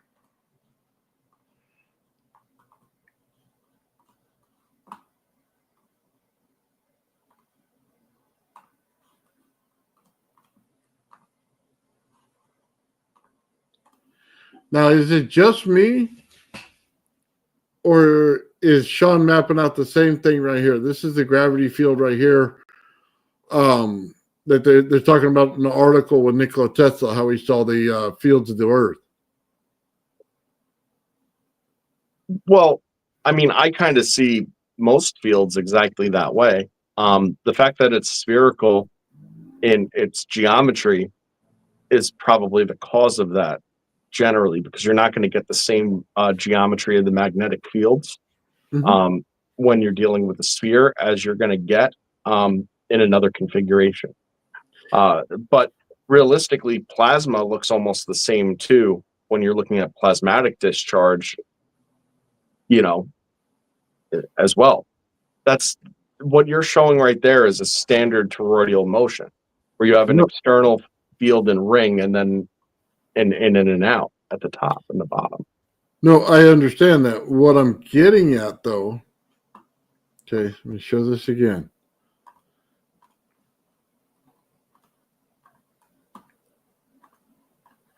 Is that he is literally showing the fields of the Earth in that coil. Sure. Is what is mapping out. Mm-hmm.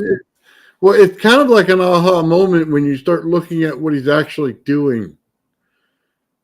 You know what I mean? He's creating a flow. He's pulling in the negative from the ground. He's putting the positive out into the air, into the atmosphere, right?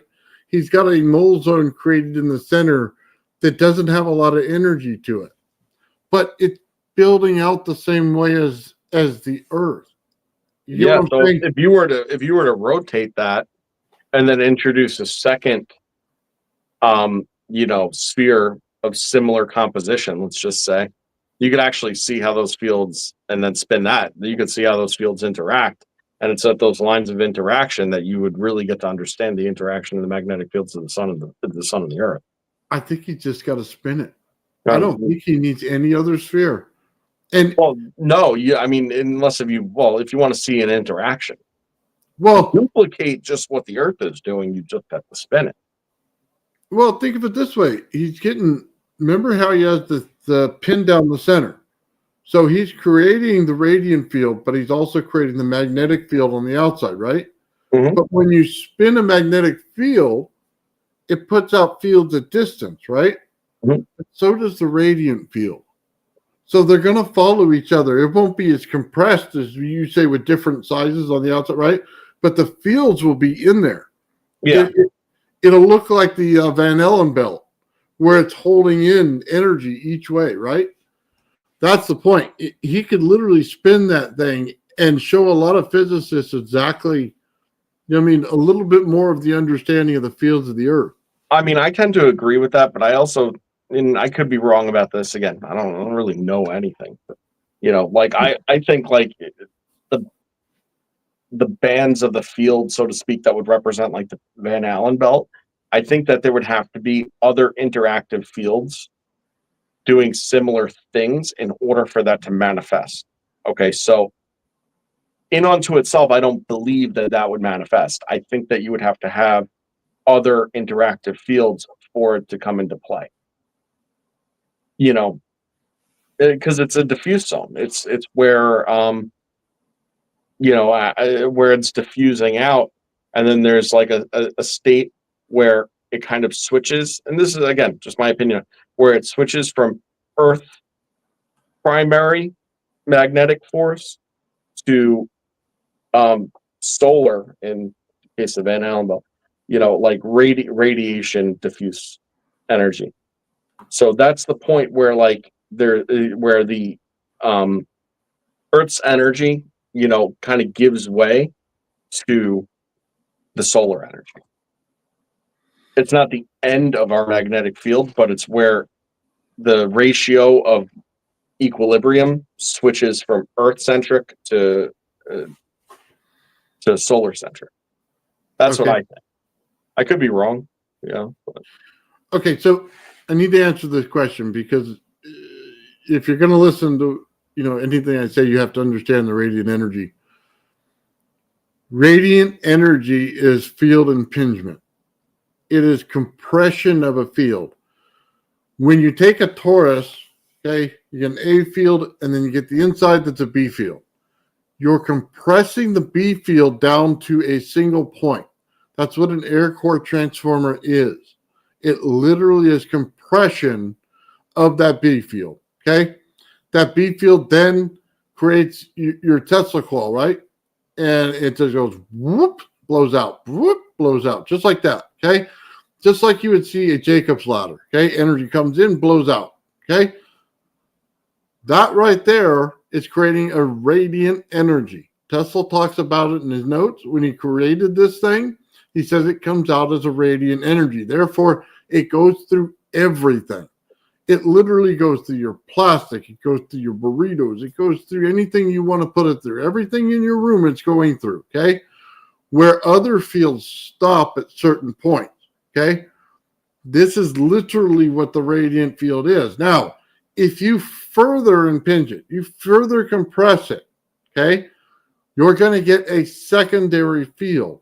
The outside field will still be hot. The inside field will be cold, because now you're compressing it in another form. You're further shoving it down to something, and it builds a higher value in that, and it builds cold, okay? That's the opposite. That's the yin, that's the yang of it, okay? That's the radiant energy. If you compress it any further, you will literally get a radiation field, okay? Just understand that. Okay. Now, okay, well, that makes sense. Then your radiation field, once you compress it enough, blows back out on you, okay? It literally flips. It's like the demon core. So when I say demon core, World War II, they had an extra core left over called the demon core, and when you left it open, okay, the fields weren't bad. You could stand next to it and do work on it. As soon as it closed, you then compressed it too far. Now pure radiation came out of it and zapped everybody in the room and killed them. It took them like a week or two to die. So it literally melted their insides. So that's the difference. That's what we're talking about when we talk about radiant energy. It's a radiation field that it'll eventually build. So when you want to look at scales, you say static fields on one scale, magnetism is on the other side of that scale. Okay? That's all has to do with voltage and amperage change. When you're looking at this, it's a radiant energy until you force it too close together, and then it becomes radiation. So why does that matter? When you look at the Earth itself, we look at radiant fields that are building out. The science describes them as radiant fields. When you talk about the field around the entire Earth, that's exactly where they say it. But then when you push it too far, it creates radiation. Okay? So when you impinge upon anything on the Earth with any other field, it starts creating radiation to the Earth, and it starts harming our bodies. So when you say, oh, the sun let out a bunch of energy from it, right? And it blasted us. It pushes back on our magnetosphere, back onto the field of our Earth. It pushes back onto us. Okay? Right. Well, it ends up like a pulse. And the pulse is based on the resonance, the native frequency resonance that it's in. Someone just said something interesting, and I kind of lost it. What was it? Oh, there it is. Oh, yeah. So, okay.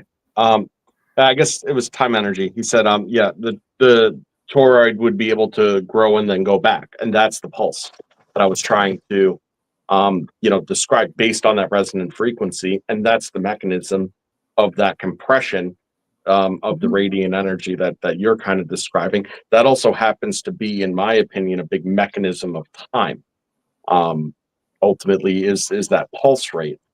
Oh So, when you have Earth, right, in this instance, yeah. we have a certain pulse rate that this is all going on. If you increase the pulse rate, it goes faster. You decrease it, it goes slower. Time. Well, that's the oscillation rate, isn't it? Is your pulse. Is the oscillation rate. It ties right into Schumann's resonance too, right? So when we know that Schumann's resonance has been increasing and then time feels like it's been blowing by, it doesn't just feel like it's been blowing by, although that's a thing too. Another story for another day. But that's an actuality. So let me describe another part of the Earth, Joe, so people understand this. And they talk about the mass of the Earth and why it matters. So we talk about the stuff going down the Tesla coil, right? And you see this in the Wardenclyffe Tower. If I took this roll right here, okay, hollow in the center, whatever, just roll. As long as it fits down the center of the coil. I have now pushed out my field even further. I created more energy. You say, well, how is that possible? You still put in the same amount of energy. You still should get the same effect. You're right.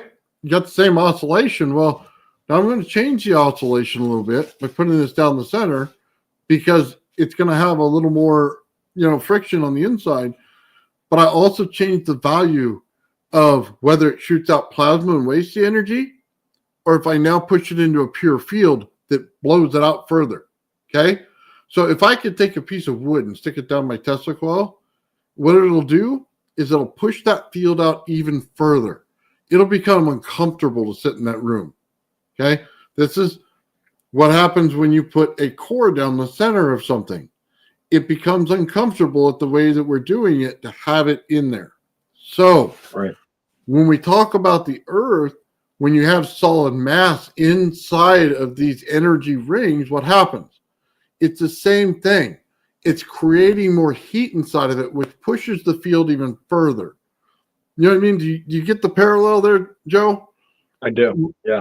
Where you put something inside of a Tesla coil, pushes the energy out further, but if you put something inside the Earth like solid mass, it's doing the same thing in that same fashion, so it blows that field out even bigger. So, well, think about the density levels as you go into the center of the Earth. Yeah, well, that's what I'm saying. Right? The density is probably like, I don't even think it's like really conceivable what the pressure looks like at the core, and the density levels. Like they say that the core is iron. That ain't surface iron. I hate to tell you that it's not surface iron. The structure and density of that iron, what that would be like, is probably differential in itself. Because what's wild is what we said in the beginning, is the closer you get to the center of it, the less that gravity matters, right? Which means that the structuring would be entirely different of the center of the core as to leading up to the center of the core. So, that raises all sorts of questions. That means, is the outer core more dense than the inner core?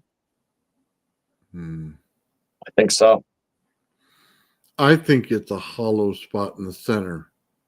Could well be a void, right? Yeah, and then it builds out in layers of mass from there on out. And the friction in the mass creates the melting of rock, which creates our lava that goes around. And I think that spins around everywhere. It's not just a giant ball of lava. It's in lava tubes and literally eats away and creates our ley lines and everything else in the Earth, along with the water that flows in right afterwards. You know what I mean? And they go back and forth like yin and yang. I do not believe whatsoever we have some big molten core. It's inconceivable that we stand on a big giant ball of lava. It Well, can't I work. don't think it was really even in just elementary school science. I don't think that they say that the core is lava. The mantle, the Nickel mantle. iron core. They say it's molten nickel iron core. That's what they describe it as. Okay. Molten means it's literally lava. Oh, I don't think for a second that it's molten, the core. I think that the mantle around it is, and just the amount of energies and everything involved in that is, incredible as far as like what that means for charging everything surrounding it. Because mind you, when you have that molten, like I've never even heard a suggested composition of the molten mantle. Okay, so if there's a molten mantle, right? Nobody's ever said what the composition of that looks like. It's got to be a culmination of everything, right? How could it not be? Or is it just in such a state that maybe it's not even defined yet? See, I don't think it's molten. You can put energy into water if it's negative radiant energy, and it literally will push that field way out. Okay, it can pull 4 feet easily, sometimes 5 feet. Okay, on a simple 10-volt charge. It's amazing the field that water puts out. But remember, they have oceans of water inside of everything. So they literally are holding it in there as a big energy ball. It's a giant capacitor. So Yeah.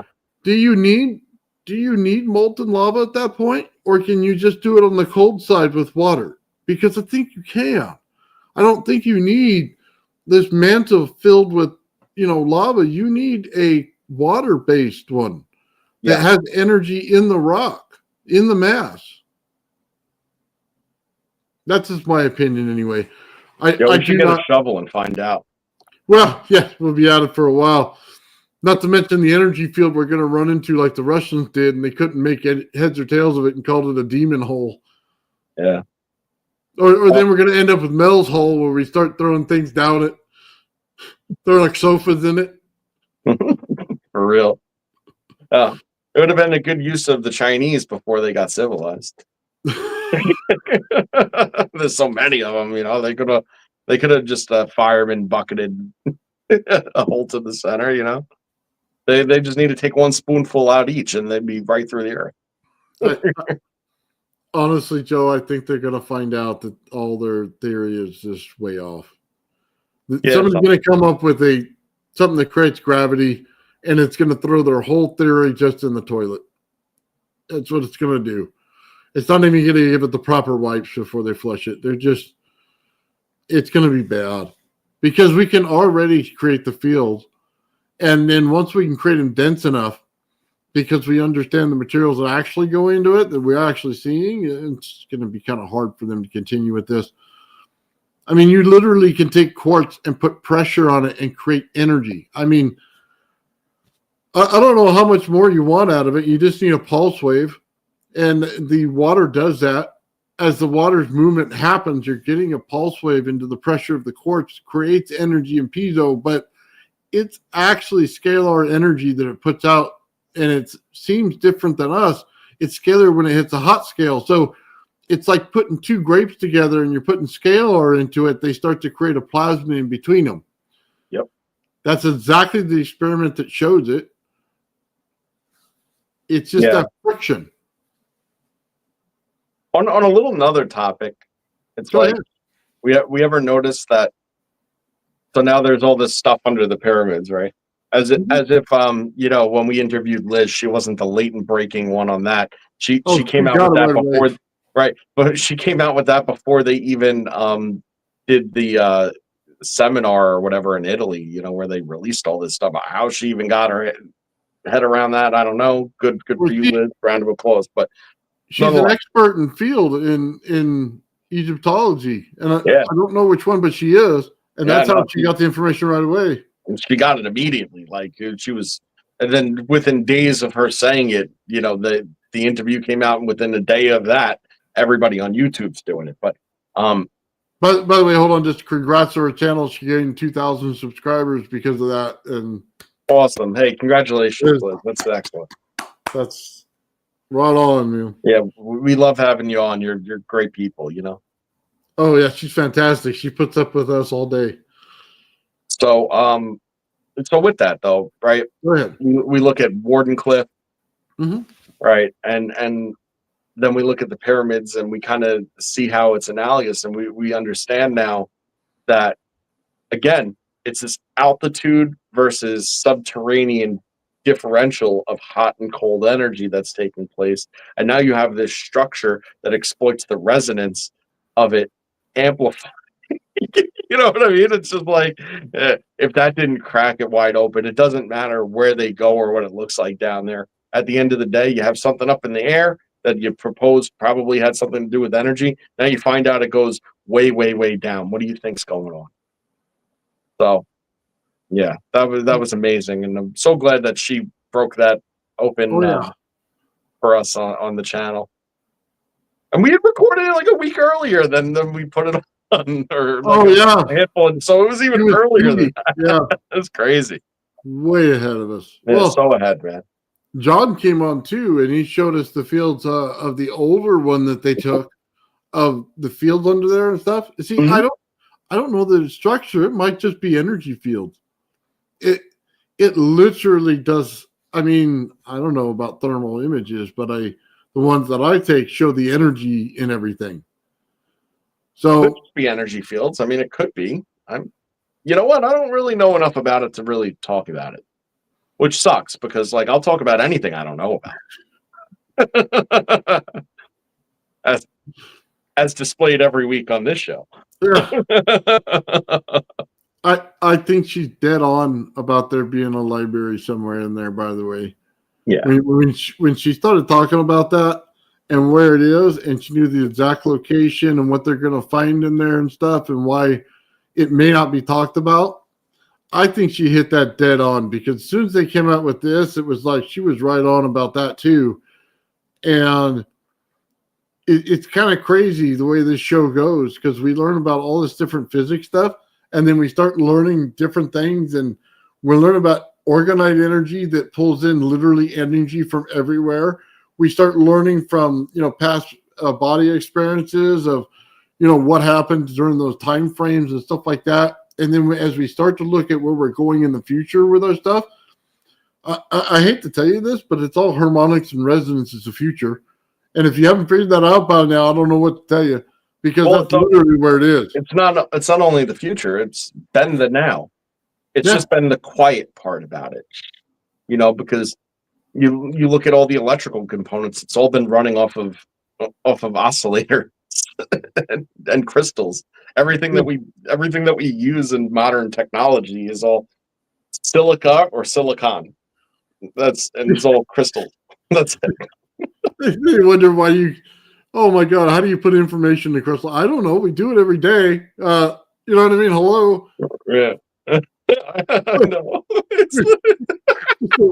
Little inconvenience there. Right. How do you think we would read it? It's like, I don't know. How do you read a hard drive? With a laser? Oh. Solid state. It's all the same difference. It's just chewed up another way. That's it. Oh man. Yeah. I don't know. I think the aha moment for me, although it wasn't, I don't know, whatever, was when I realized that, oh, wait a second, organized just an electric. I think that once I realized that, I was like, oh, yeah, it's all the same stuff going on no matter what. It's just all at different scales and different levels. Yeah, they just configured an environment for the energy to pull in. That's all it did. It was literally, how do we draw this in? What's the most efficient way? And let's do it. And they built their huts. I shouldn't call them huts. They're actually magnificent structures that they built with layer upon layer on the roof of this entire giant structure that was in harmonics. And people go in there, they go, hey, it makes sound as you stand in here. You know what I mean? It makes an echo. And they literally aren't getting the point. Yeah. Well, okay. and this has been like my motto for a long time has been that answers are easy, finding the question is hard. Okay. And I think that one thing that we've all kind of fallen into, and then I watch other shows and they've taken it hook, line, and sinker, is 0 point energy. And I was almost a little embarrassed to say that it only occurred to me fairly recently where I was like, wait a second, all energy is 0 point energy. I was like, wait a second, all of it. If you're watching this right now, thank 0 point energy, because guess what? That's what it boils down to. We're asking the wrong question. It's not how do you use 0 point energy, because we already are. All right. All your energy comes from the 0 point. The question is, how do you electronically modulate, a generator to a high efficiency to be able to sustain energy production? That's the question. It has nothing to do with how do we access 0 point energy? Because guess what?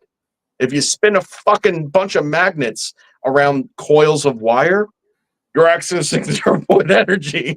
The problem is that right now we have to rotate. We have to cause that rotation. So how do we electronically modulate the flow of the energy to replicate that to then get into your 0 point energy? How do you do it? Oh my God. I think that once I had that, I was like, I feel so stupid. You know what I mean? Like, I'm like, where do you think it's coming from when you do that? You're just creating a better mousetrap. That's all you're doing. No, it's just about eliminating the moving component. That's it. So you eliminate the energy input moving component, and you replace that with a flow pattern that emulates that. And it's your flow pattern that emulates that puts out a net gain. And that's it. And it's not exchanging one volatile energy source or boom tech for another. It's just about using, one thing to generate the other. And we obviously know that we could do it because it's already done through when they have regenerating, braking systems, motors, or all that sort of stuff, right? So you already see it being done. It's done in an alternator when you move your car, it's spun differently, right? But they do it on electric cars similarly. The point is how do you keep it efficient? So this is just an efficiency equation. That's all it is. Oh, it is. Right. It is. It's just an efficiency. And the efficiency comes down to eliminating mechanical motion, because mechanical motion is difficult. Yeah. That's why they built the geometry coil, because it eliminates mechanical motion by creating direction of energy as you build it.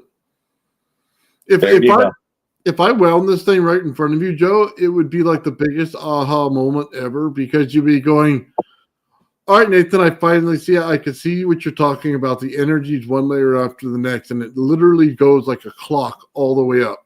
You're literally creating the levels of a vortex like staircase. And it'll drive you absolutely nuts, because then you go, it was that easy. And as long as I follow the laws of, thermodynamics, or whatever you want to call it, temperature differential, you're fine. That's it. You've created the mousetrap, because now you're reversing the scalar that's going on around you in order to create the vortex to pull it in. That's it. You're pulling, because look at it. You're standing here on the hot zone, the mountain's the cold zone. All you're doing is creating a trap that pulls it back in and reflows it. Right. So it goes back to the answer to it all is just the yin yang, which is hard to get your head around sometimes, because it seems paradoxical, because it's a differential equilibrium. Ooh, what's that? Right? A differential equilibrium. It's when the two things are in equilibrium with each other, but separate of one another. Oh. That's what it is. It's very cool.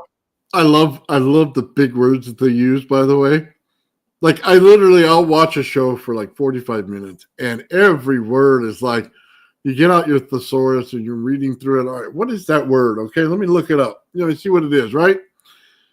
And in one paragraph, you can sum up that whole conversation you watched in 45 minutes in one paragraph. And you just have to use common terms. So I find it absolutely hilarious because that's the way physics is. It's, let me find the most complicated term to explain the most ordinary thing. And yeah, well, look, this stuff ties right into all the esoteric stuff too. Where they tell you about shadow integration. Because the only way to be equal is to sit there and integrate in the shadow parts of yourself that you reject in a cohesive fashion into your otherwise righteous self. And if you can maintain those balances and they work in sync with each other, and then you become in control of it all. See, that's where it gets interesting, because it is all the same, and we are all the same. Like when it comes to our fabric and makeup, people just don't realize it.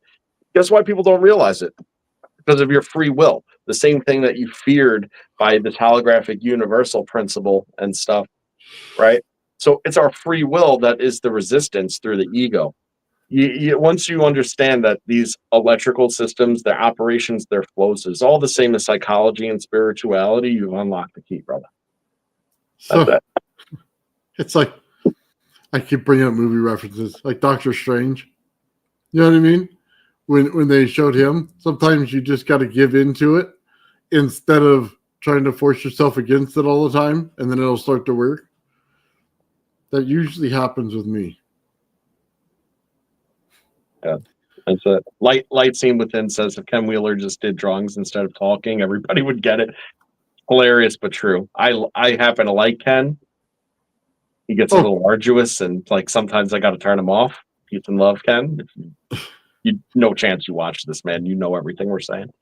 But nonetheless, yeah, if he could draw it, people would get it. And he's got a pretty solid group of people, but like I really get the vibes like people that watch him for some reason still don't get him, which is here's the thing. I noticed with a lot of these channels, they in our chat, people understand the physics, right? And they'll tell you about it all day long. In their chat, it's, hi, how you doing? Are you having a great day? And it's like, are you kidding me? What are the meat and potatoes of it? You know what I mean? Let's get into it. Yeah. It's kind of a different group. Yeah, it's true. So, yeah, I don't know, but I do love Ken's work, by the way. He's absolutely right in what he says, too. Oh, and I anytime he gets down to the meat and potatoes of it, I seldom disagreed with him. In fact, I can't think of the time. So, no, because he understands scalar and everything, too. Right. He was just talking about it. He did an episode about a year ago about it, and he nails it. I mean, he gets it right on. I mean, I don't know. Somebody was giving me crap. I left a comment in there. He goes, "Oh, I'm just happy you can spell Wardenclyffe." I go, dude, you should be happy that I created the energy is what you should be happy about. I mean, dude, who cares if I know how to spell? I had somebody come on my channel and say, "Oh, your spelling's wrong. It's an IES, not a Y/S." You know what I mean? It's like, dude, get over it. I listen, people that feel that need of, to take that angle on it, oftentimes that's what they're good for. And because honestly, if they actually disagreed with anything you were saying and had an intelligent way to articulate their disagreement, they would have just done that rather than correct your fucking spelling. But see, okay, since we're talking about it, let me just let out a little grievance that I have. Okay. All right, Festivus for the rest of us. Come early this year. I do my gravity flyer project, right? And the thing doesn't wobble. Okay. And it drives me right up the freaking wall. I intentionally put the wobble into it. It's because the top disc and the bottom disc are in resonance that they're putting more energy into it, which makes the whole craft shake. Okay. It is not an imbalanced thing in the building of it. It drives me absolutely up the wall. And people are like, oh, it wobbles. It wobbles. You should make it out of stereo material. if the guy made it the first time out of sturdier materials, I would have built it that way. Well, if there was a metamaterial that you had that is able to change its form as it go, you know what I mean? Then at that point it probably would resolve, but you don't. So, you know, what are you gonna do? Let me just tell you something right now, Joe. I could take literally aluminum, bismuth, aluminum, throw it right in the center of this thing and change the whole dynamic of it. And here's the thing, it's cheating. It's literally cheating because this guy picked a piece of scrap metal and put it in the air at 3 pounds. And I'm trying to replicate what he did. I'm not trying to build my own. People want to, hey, put copper in it. Yeah. You're a smart guy. You would have made some changes to that thing and it wouldn't look like it does. I agree there. Oh, dude, I would have scrapped the whole project and started over with the right stuff. I wouldn't have the testicle on the outside, it'd be on the inside. You know what I mean? It would look completely different. But yeah, I'm sorry, man. It's a replication of something, and I'm trying hard to figure out why he did what he did because it tells you the answers of everything. So, sorry, that's just a grievance I have. All right, I want to take something out of the chat and throw up my sense on it. So we have Deadfish says, let's see if quartz is magnetic like Ken says. It is. Okay. Yeah. I was going to say it is. It has magnetic properties. Okay. Mm-hmm. And you might not be able to, it's not like a stick it on your fridge sort of deal. Right. And it's not like that. But what I would implore you to do if you wanted to see it for yourself, okay, is to get a decent enough piece of quartz. Okay. Stand it flat. Do that to 2 pieces. Okay. And then rub those 2 flat sides together. And what you'll see is that you get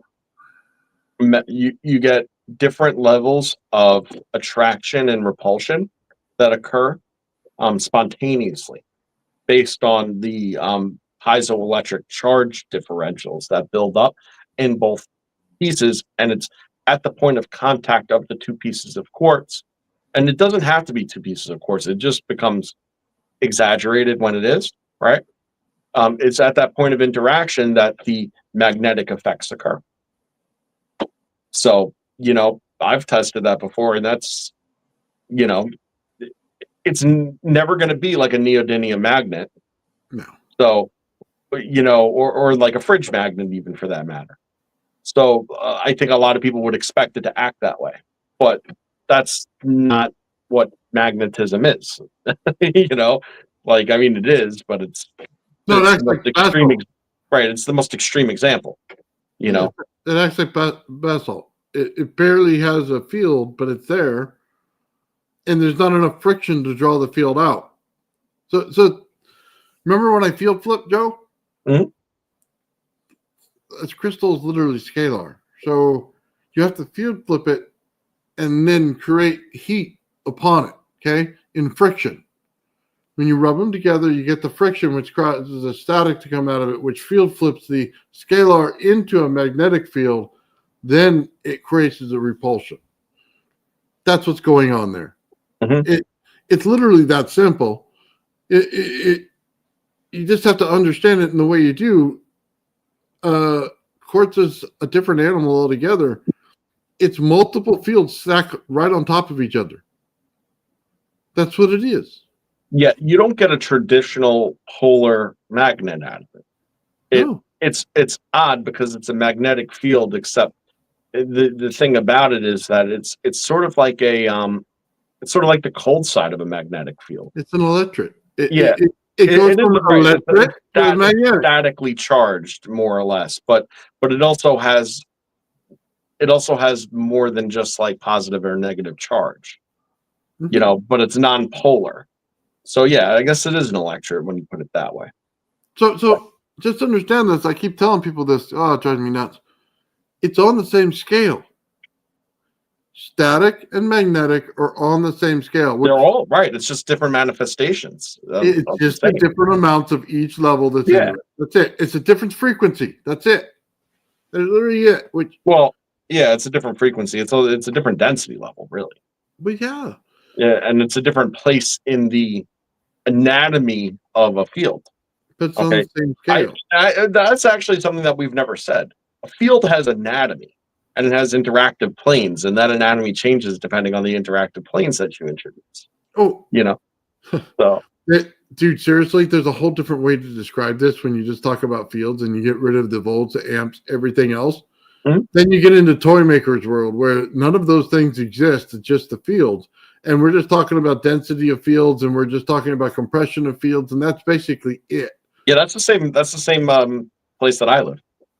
Yeah. The same place I live. Like I don't even think about it as like like Yeah. an electrical system at all. Like I don't. But if you don't describe it as one, that's the whole conundrum of it. Then they won't understand it. And then, I don't know. Well, That's all frustrating. just remember, everything is a fluctuation of the ether, okay, and its vector, its vector propagation, and what that's doing is deterministic of its manifestation as an electromagnetic force. That's sort of what it is, right? So if it's going outward in diffuse manner in directional propagation, it's electric or charged. We'll call it charged, right? If it's rotating, then it's magnetic. That rotational force, is the mechanism of a torus, which is the creation of the poles of the magnetic field, which is what happens. The poles exist in the dimension above the vector of the spiral. That's what it comes down to. Scalar is outward or inward on a 2D plane. When you start to realize that they're like a wind map on like with the arrows pointing all over the place, you could have more than one thing going on one map. Right? In fact, generally you do. And what you notice is that they interact with each other, but they're also doing their own own thing at certain places too. And that's exactly what this is. Oh, I think John was showing when he showed us the map of the energy. Okay, you see the rings in Jupiter, right? That one flows one way, one flows the next way, and one flows another way, right? Have you seen that? No, actually, I haven't. Okay, so when John you look showed at it when he was on. Okay, if you look at Jupiter, there's stripes. Mhm. Okay, you agree with that? And in different stripes, it looks like thunderstorms going different ways. I have seen it counter rotating. Okay, I have. so Now that you mention it, when we look at the equator, then we look at the 30 degrees on either side, we have the same thing going on. The fields are going like this. We don't see it so much because we keep seeing the same picture of our globe or our Earth from space, and it looks like it's all just rotating around one orb, but it's not. It's actually the fields are going like this everywhere. So when you do that, it's literally creating the effect of thunderstorms and the rotational ability for things to come together right there when it does this. So it's creating your vortexes already. So you see the same lightning strikes in the same areas because of it. So the interesting thing about that too is that from the outside observation of it, anything that we would see, if you would have to take time dilation into account to actually get the full measures of what's actually going on within that because of the time dilation variance. Right? So whatever you sense from outside of that interaction is going to be at a different time dilation variance than what's actually going on the inside, which would drastically create a drastic difference in the measurable results of the interactions actually going on. But it becomes predictable. Oh yeah, sure. That's how they know the weather patterns. It's predictable. All right.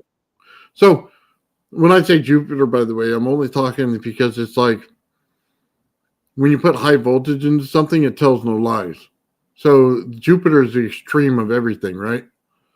Where Earth is a mild-mannered, in comparison. But that's how you draw your comparisons and find out what's really going on. So people tell me to dump voltage into a gravity flyer, right?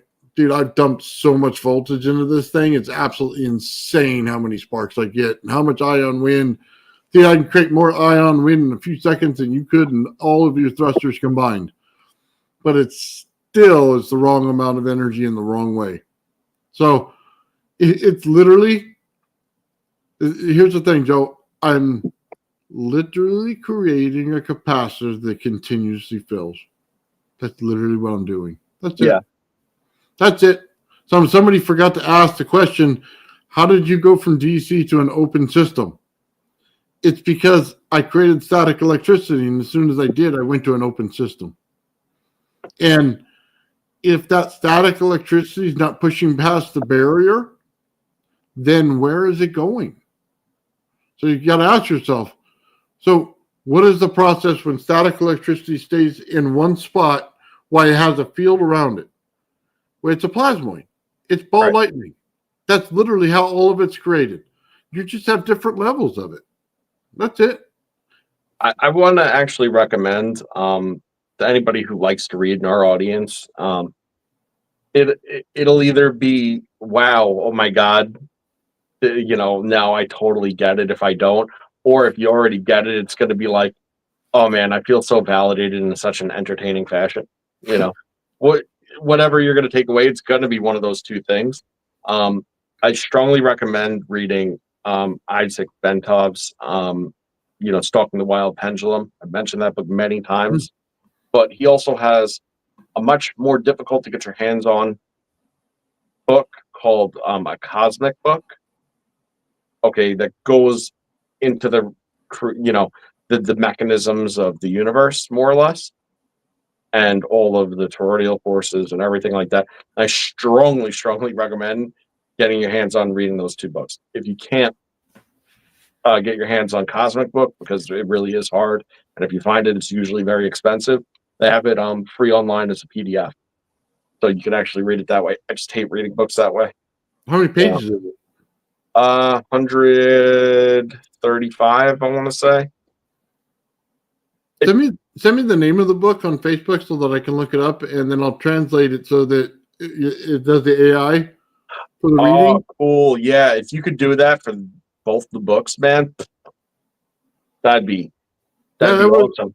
But there is a little bit of legwork that might go into making that video too, and we could work hand in hand on that if you want, because there are illustrations and stuff that go along with his readings that are usually entertaining, but extremely critical to getting your head around it. So again, strongly recommended. Well, let's just do that. Let's just get them done in AI so that everybody has it and they can listen to it so it gets across to everybody, and I'll put it out. Awesome stuff. Yeah. And if that's something you enjoy doing, I have other reading too that I think would benefit from that. So I just want to answer this. Oxidized aluminum. It's an amplification. That's what it is. It's an amplification of energy inside of aluminum. So yeah, you're absolutely right, John. And yes, he does use that because his parts look like junk. But then he also did another one where he didn't have it. You know what I mean? Because look, let me just say this, and I'm sorry, Joe, I'm going to get off topic here for a minute. That's cool. He literally times the amount of time it takes to fill the capacitor. And he only puts in a small amount of energy. Just understand this. He puts in a small amount, gives it a certain amount of time, then a small amount again, puts in a certain amount of time, right? Now, all he's doing is pulling the energy onto the plates, right? That's it. Hadn't even turned on his Tesla coil yet.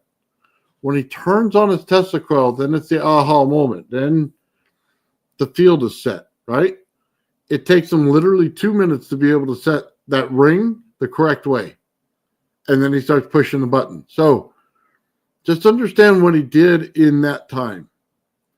He put the field right around the disc. And you can feel it in the room. Within 2 feet of this device, you will feel static electricity pushing against you. It is not a mild force, by the way. It literally feels like somebody's hitting you with a broom in the leg. Okay? It is on the whole thing. Now, all he does is cap that field from going any further. He doesn't allow it to escape. So as you keep spinning this thing, the charge keeps building up and building up and building up, and then it starts interacting with your Tesla coil field. The Tesla coil field, when it cannot take it anymore, field flips from cold to hot. Okay, that's why it must be in cold first. Why he puts the rod down the center or wire down the center, it must field flip. As soon as it field flips, it changes the energy. The energy in it goes positive from negative to positive. Okay, it'll change the negative down below to positive and made this whole thing a pressurized electric inside of it of all the same value. Now it has to move. Okay. I don't know that I described it well enough, but it should make people really understand what's going on here. You're literally just finding a bucket and filling it, but the bucket has no bottom. It'll continue to fill. And then it's the pressure that it creates inside of there that changes the energy. So if you think about it in Bob Greener, when he talks about the ball lightning, there's a very specific pattern to it. It's two circles, and then it creates a vent going out one side, right? And pushes. It's the way you set it up. Because they're one on top of the other, now you have to cancel one out to make it the whole thing to go in one direction. Because it has no direction like this. It is directionless. You must remove one to create one hole to create a direction. And then it automatically goes back because the field flip won't last. As soon as that energy is used up a little bit, it goes back from hot back to cold in the center. Then it goes back to hot to lift. Then it goes back to cold. It's literally what you're doing. It's not hard to say it. It's hard to do it in practice because electronics suck. They literally suck. You have to know everything about, fields, harmonics, all of it. It's not just a wham, bam, thank you, ma'am. It's you're going to be staying there for a while until you truly can make it flow like he does. So, and I tune Tesla coils all day. I know how to find harmonics. The problem is there's so many overriding systems that'll blow it right out. As soon as you get them wrong, it's done. And you have to start over. There's no continuing to play with it, nothing else. You have to start over because it won't build the same way again. Yeah, man. Well, I can't wait until you light up the 5 and have the choir singing because I think that's going to be special. Oh, dude, honestly, Joe, the one I'm looking forward to is the rodent coil. Yeah? Yeah, it's something that so had to be done so long ago. And because it's going to make the geometry coil so much easier. Oh, that's a fact because, more or less it's... Same apparatus to make it work. Yeah, it works off of the same exact type of geometries, and it's probably made a little bit easier given that it's brought up into a more space to work with, so to speak. Yeah. Yeah, no, it's cool. I'm looking forward to it all. I think we all are. Yeah, I think those coils, though, man, that new coil winder I just built. I'm just like, I keep looking at it, Joe. It's like it's begging me to build a coil. So I built this thing in order to handle like the 4-inch pipes and below. So everything in there. And then if I needed to go to a bigger pipe, I just need to put a spacer underneath the little platform that I built. So I took it all over to the desk. It literally just would take a little spacer like this and I can go to a bigger diameter pipe. But yeah, and it shifts in and out the rod that goes to the other side, that goes to the bearing. It literally has a rod this long that's inside of the whole thing that all you have to do is move it in and out, and you can change the distance to go to a 2-foot coil down to a 6-inch coil. So, and then I finally wound Charlie C's 1 megahertz coil. Oh, you did? Yes, and I have it on my Slayer Exciter right now. So I had put it together right before we came on. So as soon as I'm done with that, I'll put out a video of it, and you'll be able to see. I'll just do a nice video of the entire process. And I think that's going to be interesting to everybody because you usually don't see a Slayer exciter, go from the low frequencies to high frequencies and stuff like that. So it's going to be interesting, the coils I'm going to put on that video in order to show it, because just show 1 megahertz all the way down to hertz. So very cool. Oh, that's that low frequency stuff gets me buzzing. So you got me there. Well, low frequencies where the energy is, right? Oh, hell yeah, that's the point. Oh wait, I want to address something someone said in the chat. Absolutely. They were going back and forth on there's got to be something about quartz that we don't really know, or haven't really figured out yet. And Time Energy said piezoelectricity in quartz, triboelectricity, same story, pressure wave. I'll share one thing that I think some of you will know that I believe to be true, Mm-hmm. is that quartz is one of the few things that acts as a neutral medium for electromagnetics, just generally. So it's an insulator, a conductor, and a semiconductor, depending on the input emission propagation. So depending on where you hit the fucking thing depends on what attribute you want to get out of it. And why is that? It's because of the crystal structure.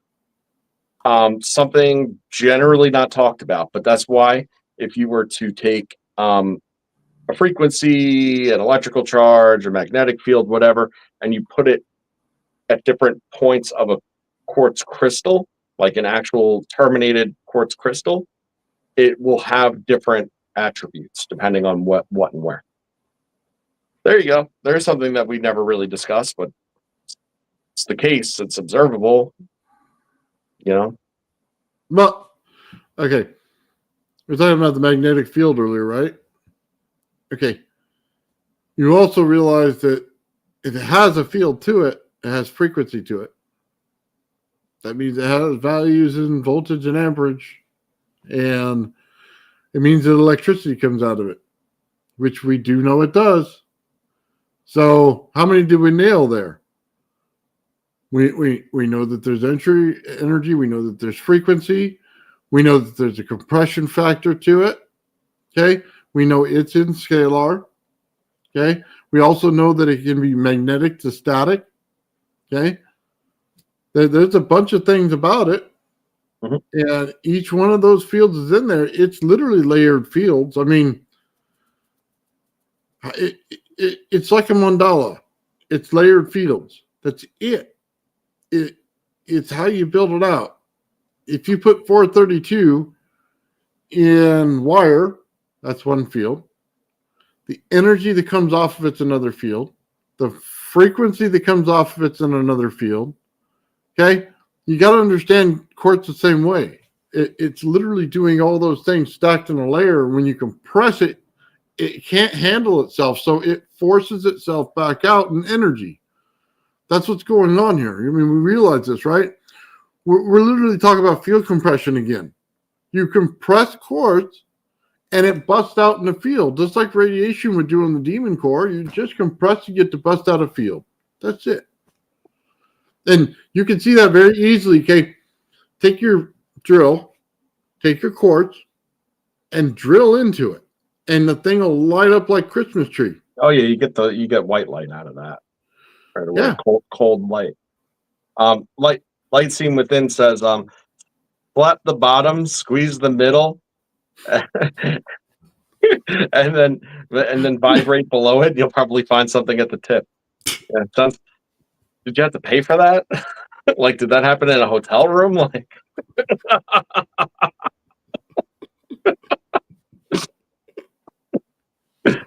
oh man, slap it on the you know what and write it on the way in. Oh wow! I assume that's how he wanted me to acknowledge that, and if it wasn't, guess what, man? I made it into that, so there you go. How do you think Joe was going to read that? You knew exactly what you were saying.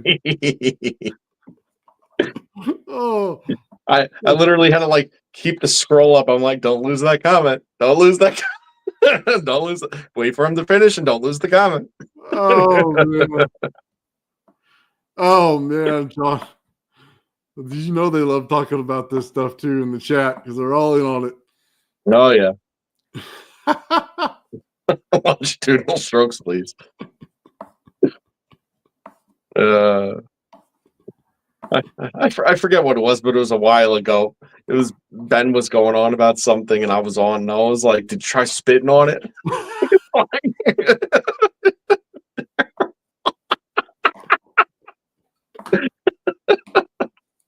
I can't get it to go in, man. Try spitting on it. You're in Canada. Yeah. Listen, you gotta put the work in ahead of time, so it's easy when you get down to it. All right. Anyway. Oh, man. He says that usually work. Yeah, there you go. I listen. I don't know what he was talking about before about vibrating the bottom thing. Like, hey, whatever you're into, pal. That's. Oh man, that's wrong. Oh. It's all right. We're going to be launching our Organite site soon, so maybe you get a purchase. Get a purchase out of you there. That whole conversation, dude, that is worth becoming a member in itself, bro. Hell in a handbasket. That was so bad. Like, fuck, can't bring you anywhere, Joe. If I had $1 for every time I heard that. Oh man, I could literally make that Organite show into a Star Trek episode. That's what I should do. We'll go to the Organite planet. Oh, that's all right. I'm terrible wherever I went. I was at Home Goods with my girlfriend at the time one time, and I insisted on buying this huge black rooster. It's been in my kitchen ever since. Are you sure it wasn't the other way around? I asked her if she wanted it, you know, like, do you want this big black, you know? And she's like, no, that's terrible. Don't say that. I can't bring you anywhere. I was like, I'm getting it. Yes, the big black chicken. That's right. Oh, that's hilarious, man. Oh. Yep. Oh man, yeah. You know, Joe, we got to work on staying on topic, man. We divert so fast. Yeah, listen, it's okay for it to disintegrate every so often. Like, it's fine. Oh man. Yeah, the conversation goes the way of some of the Tesla coils I saw you fry up, man. I was like burned to holy hell. Like, yeah, well, there goes that one. At least you got the machine to make them easy now. Oh my god, dude, it's so funny. You should see it. It's like I wasn't even looking at it, and it turned around. It was like a Christmas tree. It literally was lighting up with sparks in between the whole thing as it went up. Oh, Sean laughs at me when he sees it because he goes, "You're so calm," and you just look at it and just walk over and turn it off. It's like you've seen it a million times. I go, well, yeah, that's what I do. Oh. Yeah, you know what? I wanted to do his triangle coil, his pyramid coil. It's just fine what the resonance frequency of it was. And then once you have that, resonate something like it next to it and see if it turns on. You know, I went back to a couple of his videos, and that what did he call it? Humpy. You know, his Humpy. His Humpy coil. The one that put out those vortex tendrils. Mm-hmm. Okay. The only one that I've seen that puts out the vortex tendrils like that. You know, the rest of them it's not that it's not there. Like, the frequency just manifests differently in the plasma discharge. But that one has the most flow out of all of them, which is interesting because it's like a short, fat chode cylinder. You know? Yeah, I guess that's what works best. At least I hope so. You want to draw another parallel to it? Yeah, sure. Okay. You know the medical sign that they use where they have the thing straight up and the two snakes? Yeah. Okay. Well, it's like that, but they also reference that back to the Anunnaki, I think it is, where you see them with the wings on their back and they're standing, and then there's this flower-looking thing or plant in the center. And then in the center, they always say it's like DNA on Ancient Aliens, how it wraps around each one, right? Well, now Yep. think of Sean's coil because it's different coils. It's one size, then another size, then another size. So if it was DNA, it would be a different strand within a different strand within a different strand Mhm. as it goes up. So obviously, you would have a parallel that's drawn is that there's an energy line that goes straight up it, and then the flow of it goes around the energy line. So we saw that straight line spike up clear as day, Mhm. and the energy flowed around it just like that in different values. Yep. And the caduceus goes even further back than that. I mean, that's all in Hermetic teachings too. That's it's the sign of Mercury. It's the reason that it's used for the medical symbol as is because of Mercury and its value in Hermeticism. That's what its origin is. Then all those it's also directly associated with with Kundalini as well. So yeah. Oh, I didn't even think about it on the harmonics level of what he's getting in that coil. He must be getting, it's like stacking 3 separate Tesla coils together. Does that make any sense to you, Joe? It absolutely does. Sure does. One ring, 2 rings, 3 rings, but then they all have to work together harmoniously to create that. So, yeah, that's brilliant. Right. I didn't think It's about it that helical way. it's a helical with a center that the center is the common equilibrium, the rise. That's the same as the same difference as the 2 plates in the Kashmir effect. Wow. It's the compression that leads to the coherence. Yeah. All the things. Once you realize it's all connected, and I've known all this stuff. Like this is what I'm saying. Like it becomes very hard to articulate these things sometimes. Like because it's just so much. It's like, oh, okay, so let's talk about bananas. Okay, so let's talk about how bananas are connected to all this because like this is the whole point. Oh, That coil inside of a coil inside of a coil. You hit the right frequency on it, man. You get a laser shooting right out of that sucker, man. It just, and I'm like, ooh, yeah. Don't tell nobody what the frequency of that thing right. is. You don't want to build that. You get the laser shooting up, right? So when you have the 2 helicals, right, and the 3, going and compressing, and then you have the rod going right out, dead center, beyond where they shoot. Why? Like the snakes stop here, but the rod keeps going. See what I mean? Same Yeah, thing. The Kundalini, right? It rises all the way to the base, but then the ray of light goes out your head. You see what I mean? oh It's yeah, 1, 2, 3, the next. It's all the same. It's all the yeah. same. So funny. It's so. What are you doing with a laser? You're impinging the wavelength. Yeah, Mhm. you're cutting down the ring. You're not allowing the rest of the ring to form inside of that structure.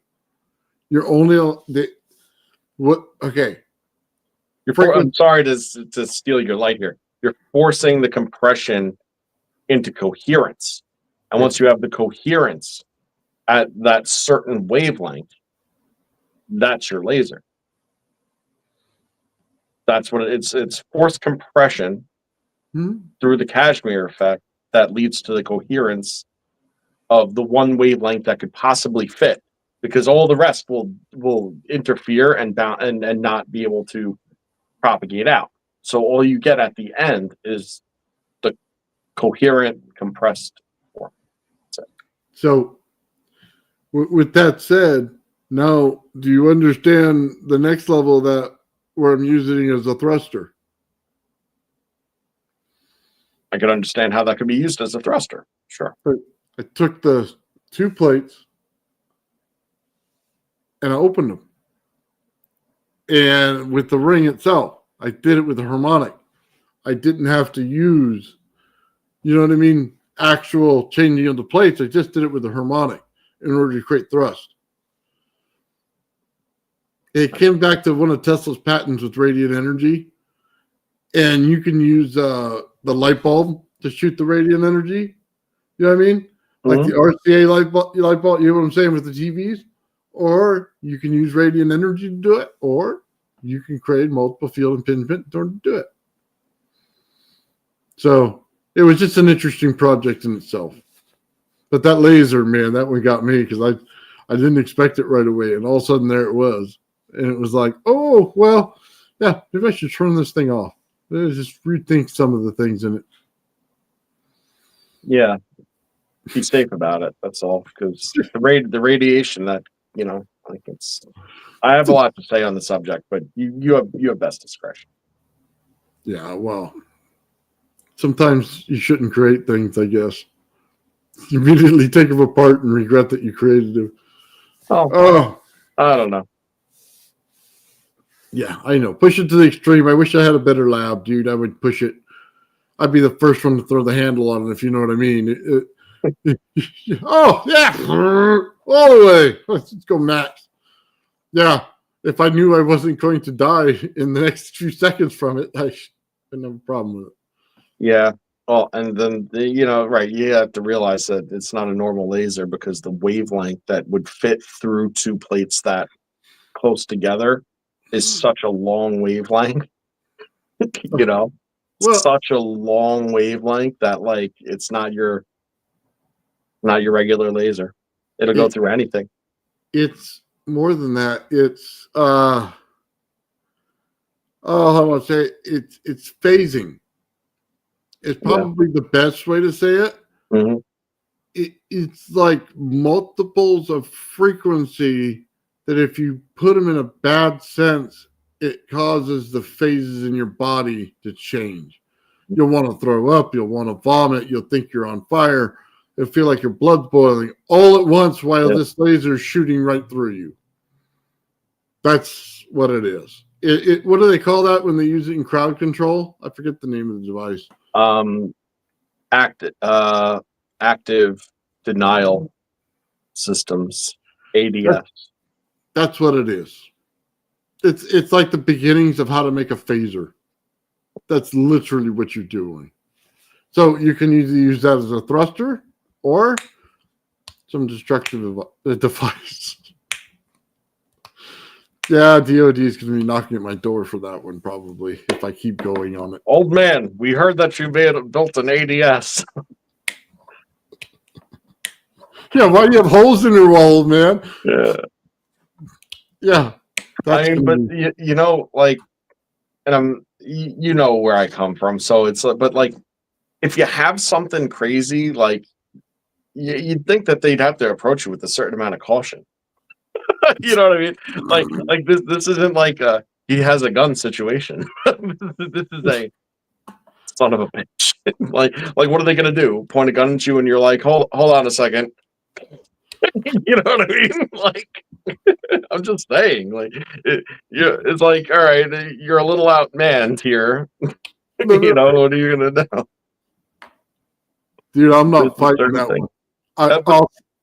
I'll sit in the room and talk to him, but you know what I mean? Well, but that's not the context that I'm really saying it in.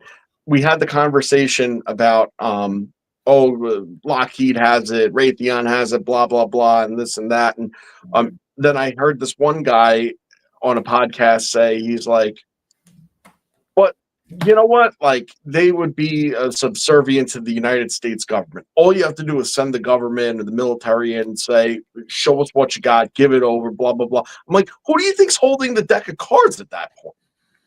like, do you understand? Like, are you gonna send somebody with a fucking M1 Abrams in there and be like, give me your diabolical, like, world-ending device? Like, what are you gonna like? And what are they're gonna just tell you to go kick bricks?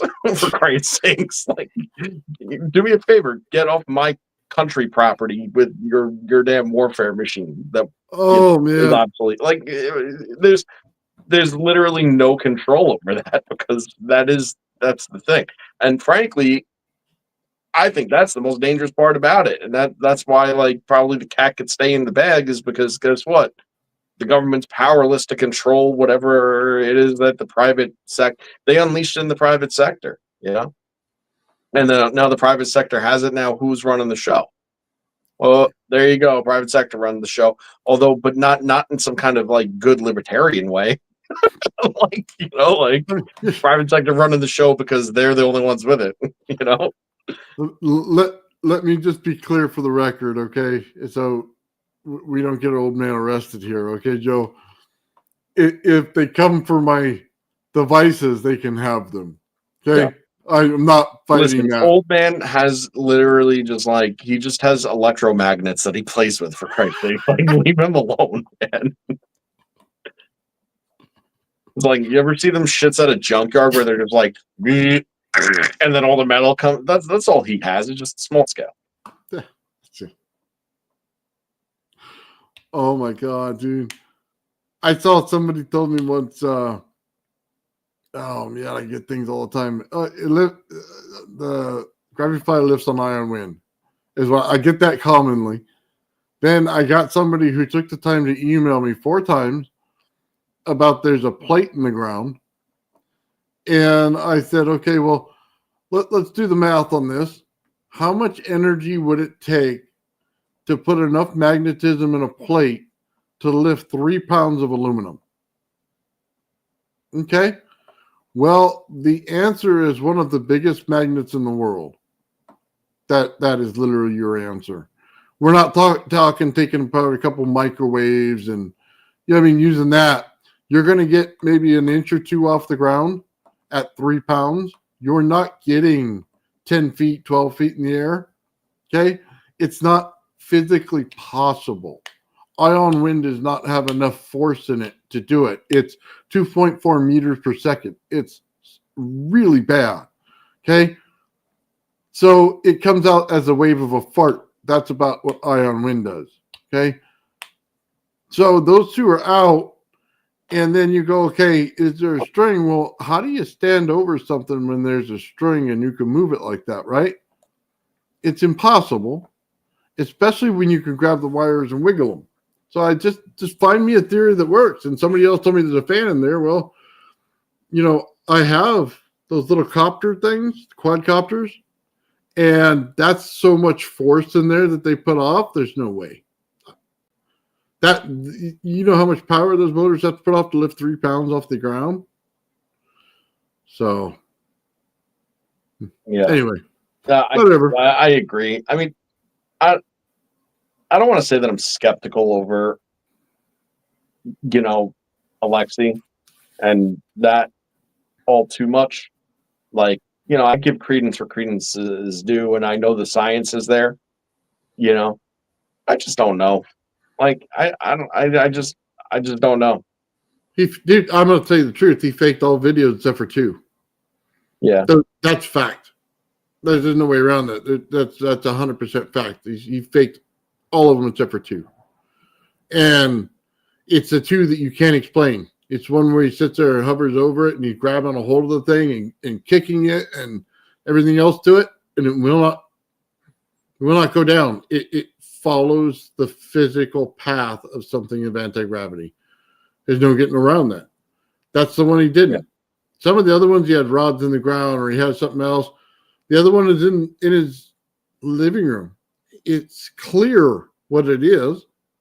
There is nothing else to it, and he actually had a good camera. Yeah, so that's fair. I mean, like for me, it's sort of like if he would have designed it as a closed loop system, which would have added weight to the equation. But you know what? If you've achieved it, like it should just be a matter of tweaking to overcome that. If it was a closed loop system, then I think it would, for the masses at least, be, a much greater feat. But the fact that it's not a closed loop system was... Well, okay.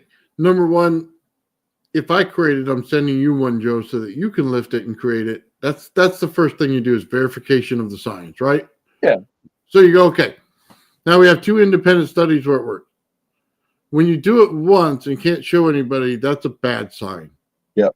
And you have to acknowledge that going into the whole project. Hey, there's some really poo smelling stuff over here, and we just got to see what it really is. Okay. Did we really step in it, or is it just next to the shoe? You know what I mean? So you got to acknowledge that up front. And once you do, you go, okay, is it worth getting into? And then you get into it. That's it. So I agree. And like, do you know anything that ever happened with, like, I know earlier on when you were working on that, you were kind of in contact with other people that were also kind of trying to get along with it. Like, do you know if they ended up? Yeah, I think you got further than anybody, frankly. That's yeah. that I've seen, but then again, I don't know. The Charlie C actually bought the original one, and I think in that the guy sent him the wrong center plate.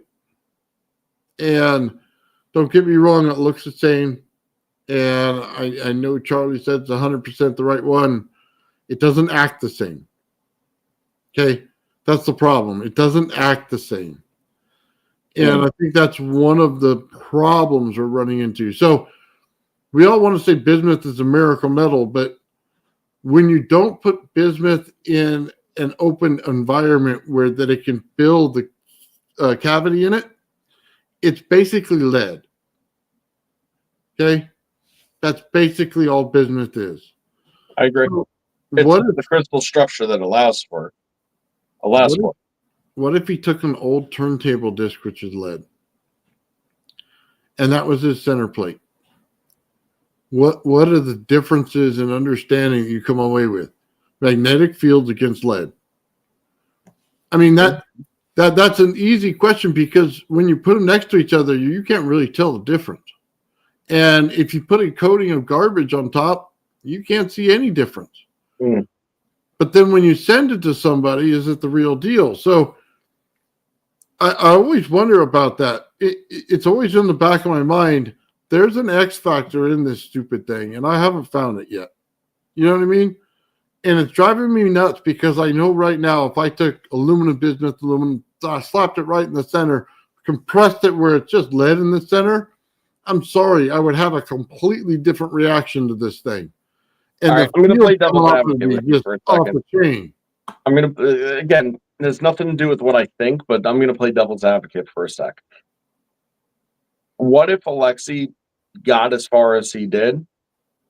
Okay, put it out there and faked it to have other people replicate it. And the whole nature of faking it and putting it out there wasn't to sit there and be some kind of dick that's like, ha ha ha, whatever, or take credit for something, like nothing like that. But what if that's as far as he could take it, and he knew that somebody else could take it further and crack the code? Then, like, at what point do you sit there and you look at something and say, you know what? I've done every which thing, and I'm working off these original things. I've learned so much, made all these observations.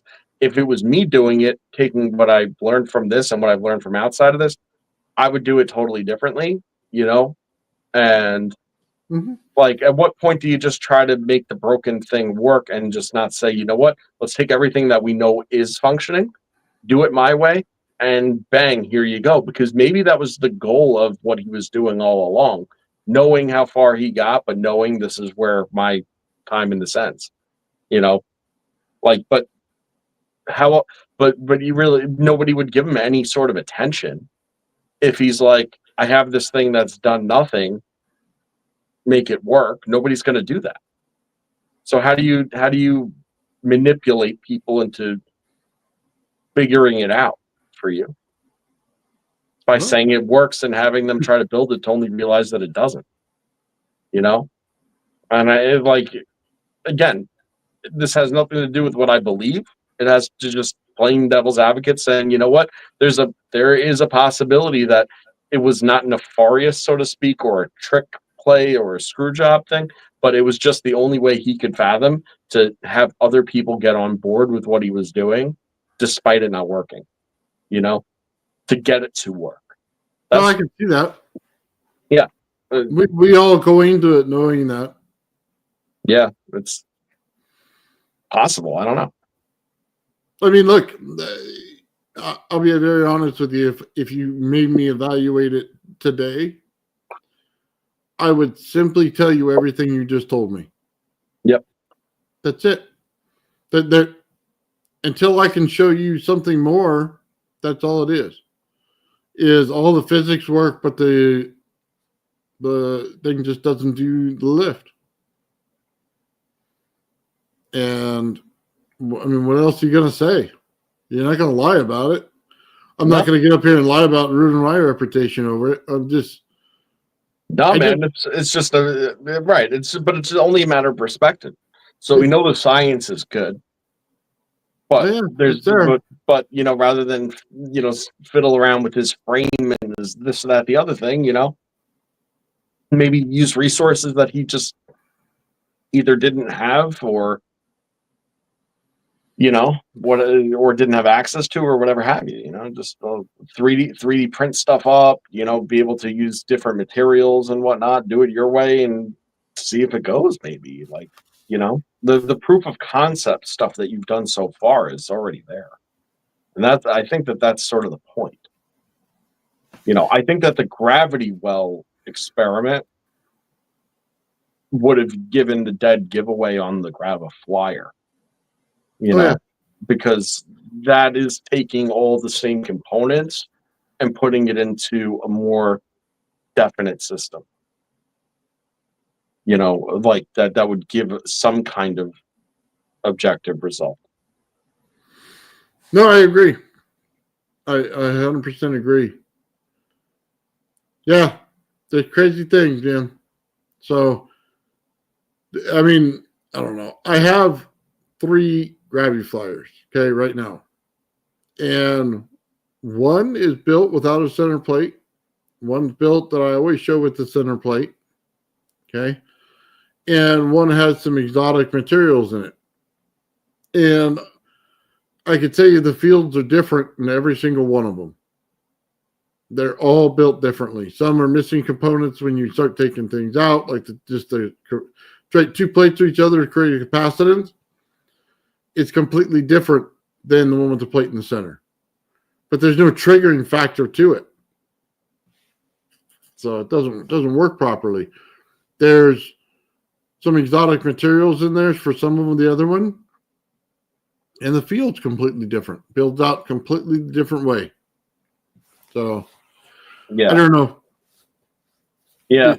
No, just like the direction that you're going is the most fascinating and I think the most beneficial. I think that it's all connected. So once you see the results of all that sort of stuff soon enough, and I know that you've seen things already, Oh, so I could really literally write a physics books on the fields of this thing. Yeah. Seriously. And exactly how a plasmoid forms and exactly how it built everything. And creating other effects out of this, like time dilation, you could do it when you run this thing completely off the chain. And I mean completely. Like when your whole room is filled with static, where every system you have other than that has to be turned off and they start turning on their own, then you'll start to feel the effects going on. Well, if you wanted to amplify that effect even further, like to see if it's exploitable, although I don't know the safety as to this, but like if you had a Kazarib mirror. Oh, I want to build one of those. If you have a Kazarib mirror and you were to place that in the center of it, so rather than it passively contort time, you're actively. So that would be a massive amplification of something that it's already natively doing. Well, you were showing me camera frame rates, right? Yeah. If we can change the frame rate on the camera I got and also show it side by side with infrared, and then we can do that mirror on the back with a pinpoint light. Remember that one you were showing me where it shows the different fields and stuff? Mm-hmm. I'm telling you, it would be a light show in this garage. You would literally see everything you wanted to see. That's cool. Yeah. Sounds like the future. Yeah, by the way, the physics of the fields is plasmoid physics. It's ball lightning. It's Solvable, right? Well, that's the highest density. That's the highest density state. That's it's literally what it is. Because think about this. This thing is open, right? So if you wanted to put the shielding on the outside, okay, and just go with me on this, okay? You put the shielding on the outside, you're compressing the field on the inside, right? Now you're compressing the static, you're compressing everything. You're literally forming the shape of the inside of the plasmoid. You're creating the vortexes. You're creating all of it in there. Now you got field impingement. Now what do you get? I just realized something, and realistically, a plasmoid is like taking the center and then having it be able to be delocalized, removed, and still hold itself. It forms its own stable system at that point of the smaller piece that it came from. So it starts off as a center impingement, where it's compressed, but once it breaks free of that, then it's maintained in onto itself, and if you just think about the middle of your torus reacting this way in a continuous fashion, where it's just shooting out bubble after bubble of that's sort of what it kind of is. It's that very center piece, except removed from the other field. So the locality of that is then broken. That's kind of what it is. Like it's compression. Exactly what it is. It's all compression, Joe. Yeah, I know. It's all compression and compression and local sustainability. Yeah, but it's all about that sustainability. Oh, it's frustrating. I can see all the projects clear as day in my head, and I put them together. Okay, so Merkaba machine, you're pointing the energy into the center and compressing it, right? Yep. I keep telling people you compress things into the center with the Tesla coil. When you compress something too far, it presses back out. That's the effect you're looking for. You're not looking for the initial effect because it's weak. You're looking for the effect once everything goes into motion around it. They tell you in the, what is that thing called? Bifield Brown effect. Okay? It's the three fields. Okay? And you just got to understand this. It is not gravity on the end. It's radiant energy. Gravity is the center point. It's the effect, not the cause. And once you realize that, then you understand the field compression. It has to compress to create the energy that's high enough in density to make the field that comes out. It literally has to do it. If you don't do that, you failed, because the forces on themselves are not remarkable enough to do what you want it to do. The stability, I just realized the stability comes from the counter-rotational torsion of a plasmoid, which is why it could actually exit a null zone toroidal flow. So it's sort of like if you were to take clay or something, and you were to spin it in opposite directions, it'll like twist off at both sides, create a ball in the middle, get so thin that it breaks, and you have a ball. And then, because it's a continuous situation, it just reconnects and does again. Well, that's your plasma creation. But you have to have the higher degrees of the torsion in order to break those bonds. And because it's in a null zone, it's not charged; it just fall off. Okay, so they don't believe in perpetual motion, but the first thing they were worried about when they did the cores for the A-bomb was they were worried about the Townsend effect and the chain reaction that it continuously would cause, right? But that's not supposed to happen in physics, is it? But what was the one thing they're worried about? It's the chain reaction of it. Can you ever shut it off? I mean, that's literally what you're coming down to, is you're creating that field. That's why it's creating the plasma. that is literally why he's telling you it's creating plasma when the two fields meet each other in the center. Sal Paez is telling you it creates plasma, but it's a clear plasma. Yeah, I mean, even with those, like there's like the confined compression zones of the energy, but then there's also the diffuse radiation off of it as well. And the diffuse radiation is the difference between a cascading failure at a mega critical mass, you know, and not. You know, you still have to have a diffuse offset of the energy off the outer field of compression. So do you know why it didn't create the chain reaction? Because it wasn't impacted. It was kind of like an impact, but it's Well, there's a certain degree of impact that has to occur for the valence interaction, I think, to occur to cause the full blown critical mass state. it With was that, to turn it from radiant to yeah. explosive. But it's the explosion. That's what I'm saying. Yeah. It's So the impact. That's what I'm saying. If you want to shut off a resonant field from continuing to flow, take a capacitor and pop it. Okay, it'll stop it dead in its tracks, and it'll completely kill the resonance in it, so it cannot keep going.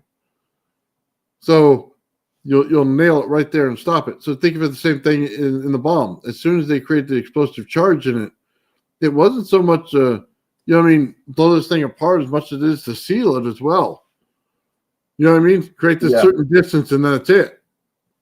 So there's something interesting going on in the chat because they're talking about the middle event horizon, and that is a state of cavitation. So the cavitation's is the stable form of the collapse and expansion that's ongoing in the pulse. And again, what's the mechanism of time? It's that pulse, right? So, depending on how fast and what your resonance is like to determine the expansion compression rate would determine the time dilation effect that you ultimately get off the center. That also would be whether or not the center would remain in phase, so to speak, with the original toroidal motion that exists in the greater system, or whether it would disconnect that center into a state of ball lightning or disconnected locality cavitation plasmoid reaction. Because again, if it goes at a certain oscillation rate, it'd break off. It's just kind of how that goes. And others, it's stable, right? So it's always connected, but it's just like pulsing and floating in the middle there.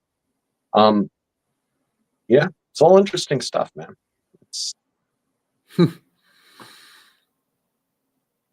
Yeah, that's why I always say it, man. That's why I love the thunderstorm generator so much, because that allows you to understand in a mechanical fashion what the cavitation mechanism is of the plasmoid creation. Yeah, because of the phase differential between the gas and the liquid, and then the mechanical compression of the engine. You can understand that it's in a high and low pressure state, continuously changing. So you have bubbles that are not going to pop till they reach the surface, right? But while it's in the state of intermedium, it's in a state of expansion and compression because of the combustion of the engine. Well, okay. You do know that in solid state, the ring is your rotation. Okay. Yeah. So the thunderstorm generator basically building the spheres in different sizes. The ring that he's getting off of it is the rotation of the field itself. Because you got to remember the ring is a vortex. It's a living vortex, okay? But this doesn't build out in a linear form. It builds out in a sphere. So it's vortexing the whole thing together. So it literally is a solid state version of it. You don't even need to spin this thing. You just have to put the right stuff in it. Yep. That was literally the point here. That's why everybody wants the geometry coil and to build it right, because that's literally creating all of it inside of one thing. That's why they went to the lengths they did to build it, but they didn't follow all the right techniques, most of them. So that comes down to the whole, what you're saying. It could be accomplished really between one of two different ways. One being through frequency modulation. Um, and then the other is passive, which is the geometry coil. Where you're literally looking for the flow and the patterns to be created by the interactions of the energy of the wires and how they interact with each other constructively and deconstructively to determine the vectors that are occurring in the electromagnetic fields that are created as a result. So when you do that through the waveform interaction method, it's the same as modulation, but it's passive in the sense that it's self-modulating. It's self-modulating the frequency. Yes. And it's self-pulsing the frequency because the deconstructive interference at certain points are going to break that waveform only for it to then reoccur again. If it's done in the proper sequence, that sequence of pulsation is directional propagation. Yes. So Yeah. let me add another layer onto it for you. If you take that coil and you put it in a UFO shape, okay, on the outside and create that barrier, the inside will be very low resonance, down to 7.85 hertz. Okay, not kilohertz, hertz. Okay, but the outside will be 25 to 30 megahertz. Okay, now just understand that it completely changes the understanding of how this is done, because it literally field flips between the inside and outside, giving you a better mousetrap like Jarvis talks about, where power is different than energy. Yeah. Okay. Okay. So this kind of brings up a good point. I'm sorry. Before I lose this thought, Go ahead. you had said a long time ago, it doesn't react when it's on the ground the same as it does when it's on the table. It has to be on the ground, right? Now, knowing what we know about Schumann resonance, bringing something into resonance, to get the greater power densities, right? And then understanding that once you reach the high enough power density and compress it, break the locality, now it's self-sustaining. Okay. That's the difference. You see, when it's on the ground, then you're able to run it at a low frequency or an analogous resonant frequency to the low frequency. You're able to get the amplification at a predictable amount. So if you're able to get the exact Schumann's resonance of what it's on, and you allow whatever you're trying to do to be on there, that's one way to break locality. Is by basically tapping into Schumann's resonance. Now, once you're off of Schumann's resonance, now you're dealing with a whole different set of frequencies in order to break that same locality, and you're not going to get the amplification effects because your altitude is too low, and the power densities of the positive electricity positively charged, whatever you want to call it, all right, it isn't high enough to amplify to get the same effect. So the only way to get it is off the ground, because the ground is the higher density level on the surface of Earth. So the Tesla coil is a pump. Okay. When you ping the Earth, it pings back. It's just like you just said, right? Mm-hmm. The only way to get the low hertz frequency into the craft to start the craft is to have it on the ground, because you must ping the Earth for it to ping back. It's like when Sean pulls the ground and it pulls right back into his machine. He's pulling a lower hertz level frequency, I can see it, all the white in it. It's all over it with all the amps in it, right? So he's getting a monster amount of energy to pull in. It's clear as day. I mean, you can't hide that kind of thing. And that's how you get that frequency to bounce. And then it breaks locality, can lift all off and do whatever it wants to do, right? Yeah, all those things are true. It picks up like 10 times the energy on the ground than it does on the table. Yep. It's exactly why. But, again, as long as you have something that throws off some radiant energy outside of your compression fields, on the outside that's holding it in, right? As long as it's throwing off radiant energy beyond that, then you could have a self-sustaining reaction. Mm-hmm. If you don't have that, you're not going to have enough draw to keep it sustained without it melting down. That's right. Okay, so, that's, and it all happens quick. This is demon core quick. This is, oops, everyone getting cancer. It's that quick that it has to happen, Like, you got to make sure that it's diffused. Let me just tell you the stupidity in some of the stuff that I do, okay? So that you understand this. When I run my Slayer Exciter, it has no ground. When I run my ZVS, I put it on the ground, right? What's the difference in the two? Well, my Tesla coil, when I run my Slayer Exciter, gets down to 20 hertz. Why do you think that is? If the only grounding in the whole machine is the ground itself, what did you just tell me? Pump in the low Schumann resonance into the machine. If it's going back and causing a feedback into your Tesla coil, what did you just do? The only ground of that Tesla coil is the physical ground itself that is the Graviflyer. When I run the ZVS, I ground it out to the house ground. Do you see the difference? Do you see what's going on there? The Tesla coil is literally a pump. It literally is pulling it in and telling you, hello, I'm here. Hello, I'm doing what you want me to do. Okay, because you did not ground this circuit. It's the only way for the piezo buzzer to work right, too. It's a difference in why you did something. A ZVS only opens up when you hit zero, right?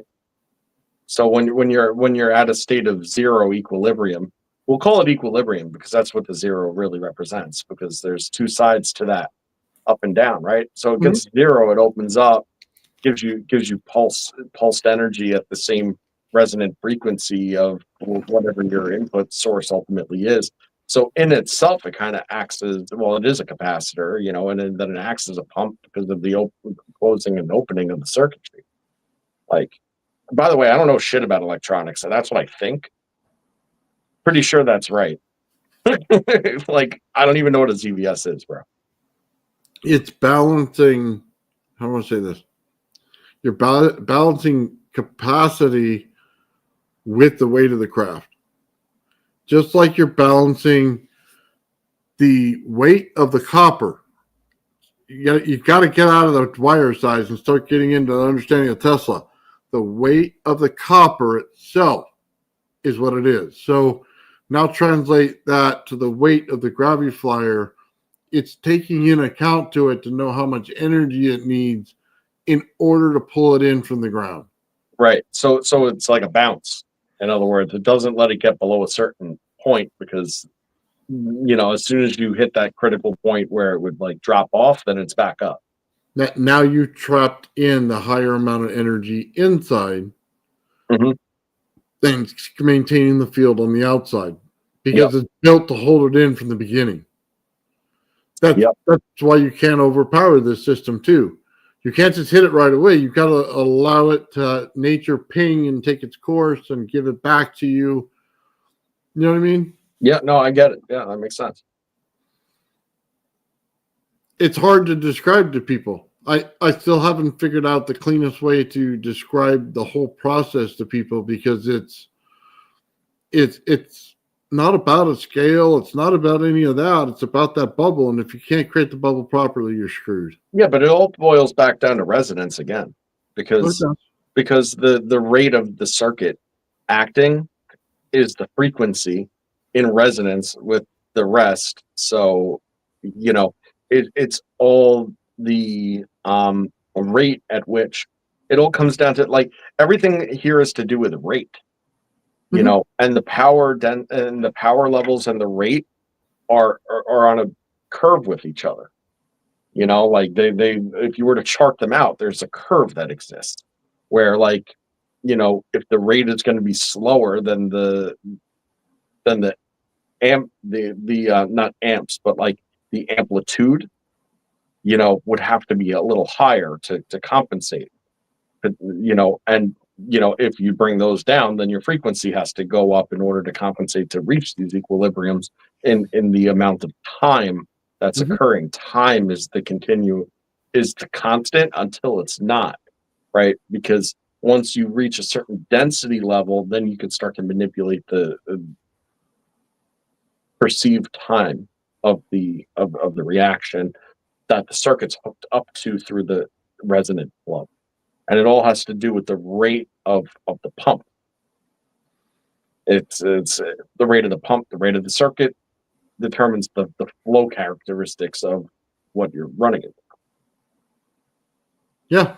And it's all got to be the same, or else it's all fucked up. Right, so it's not in resonance. That's all. Nope. Frequency equals 1 over time. You have to understand that in order to get it right. It's, yeah.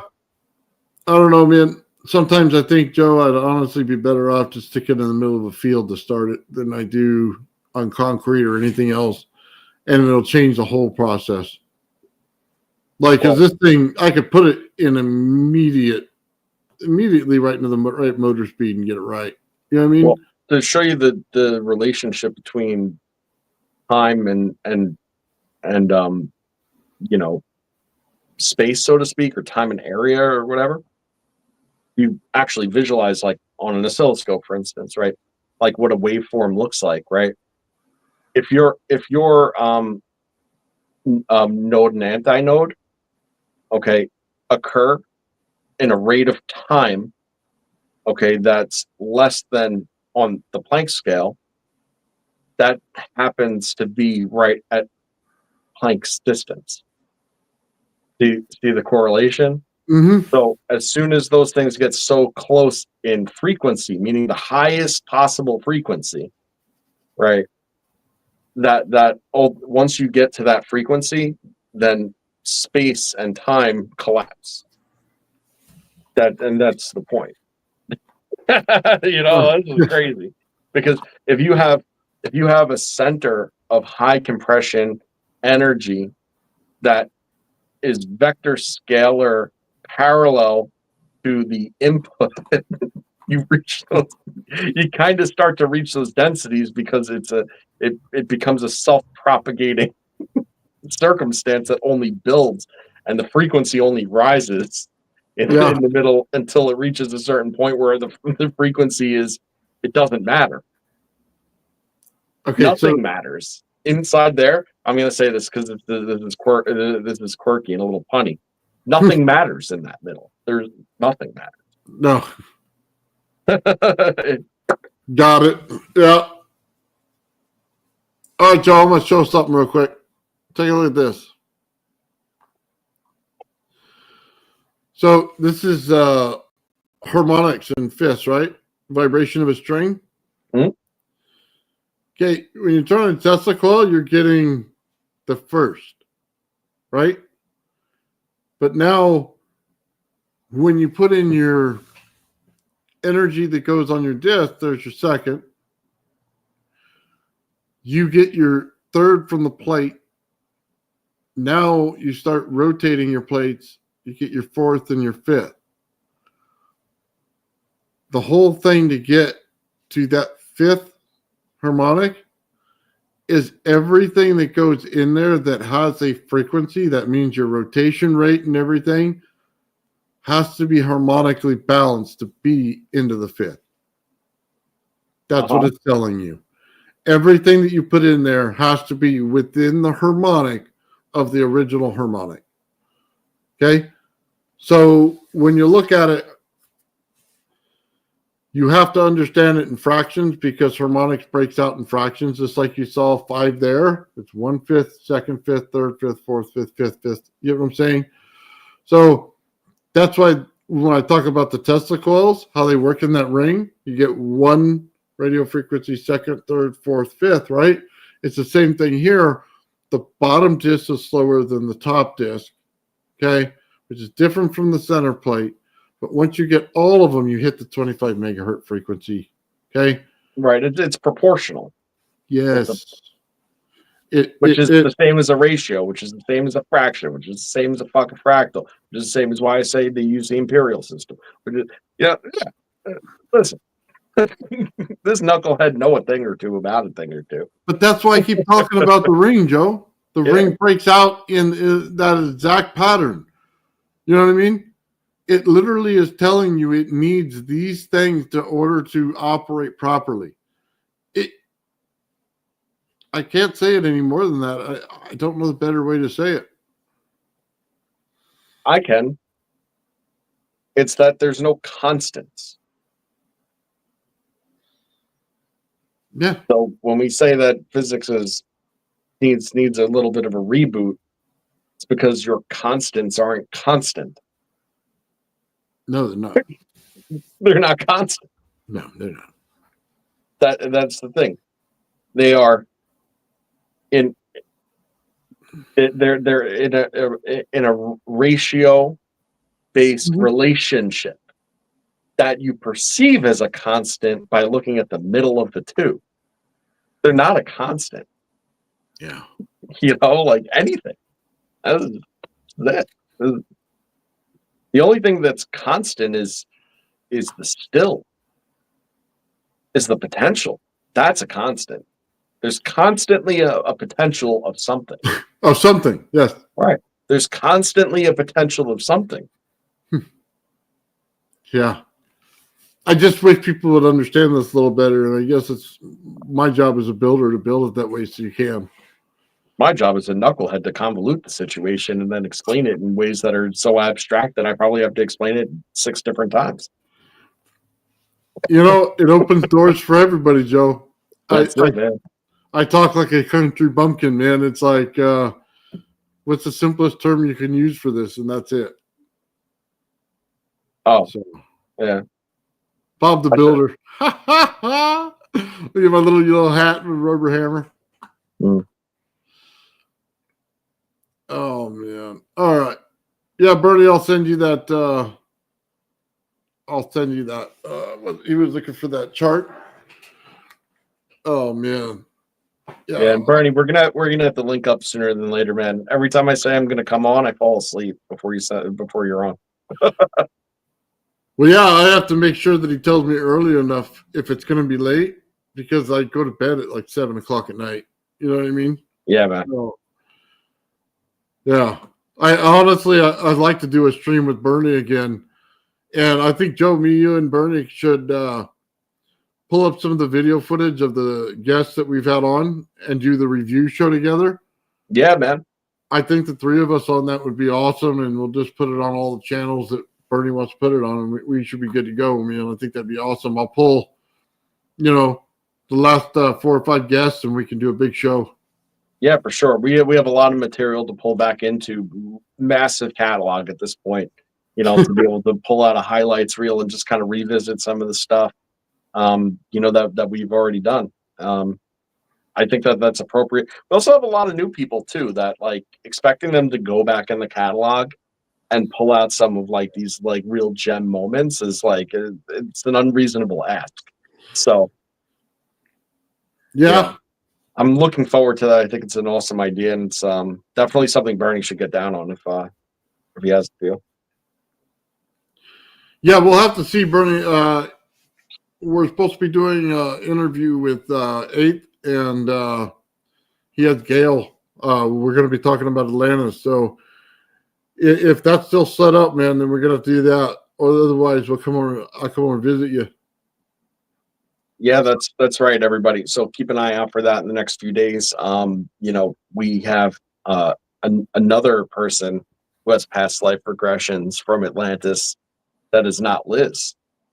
So we get to have a whole nother perspective on some of the stuff we talked about in the Atlantis episodes. And it was my understanding that Gail was, recalls a time later than Liz does in. Oh, really? Yeah, Gail recalls the third era. Oh, okay. Okay. So ironically, Liz wasn't really around during the third era, and Gail was. So it's Oh, going to be interesting to be able to like the pick that destruction apart. of Atlantis. Yeah. Oh, I got it. Okay, we're going right down the rabbit hole. Oh Okay. yeah.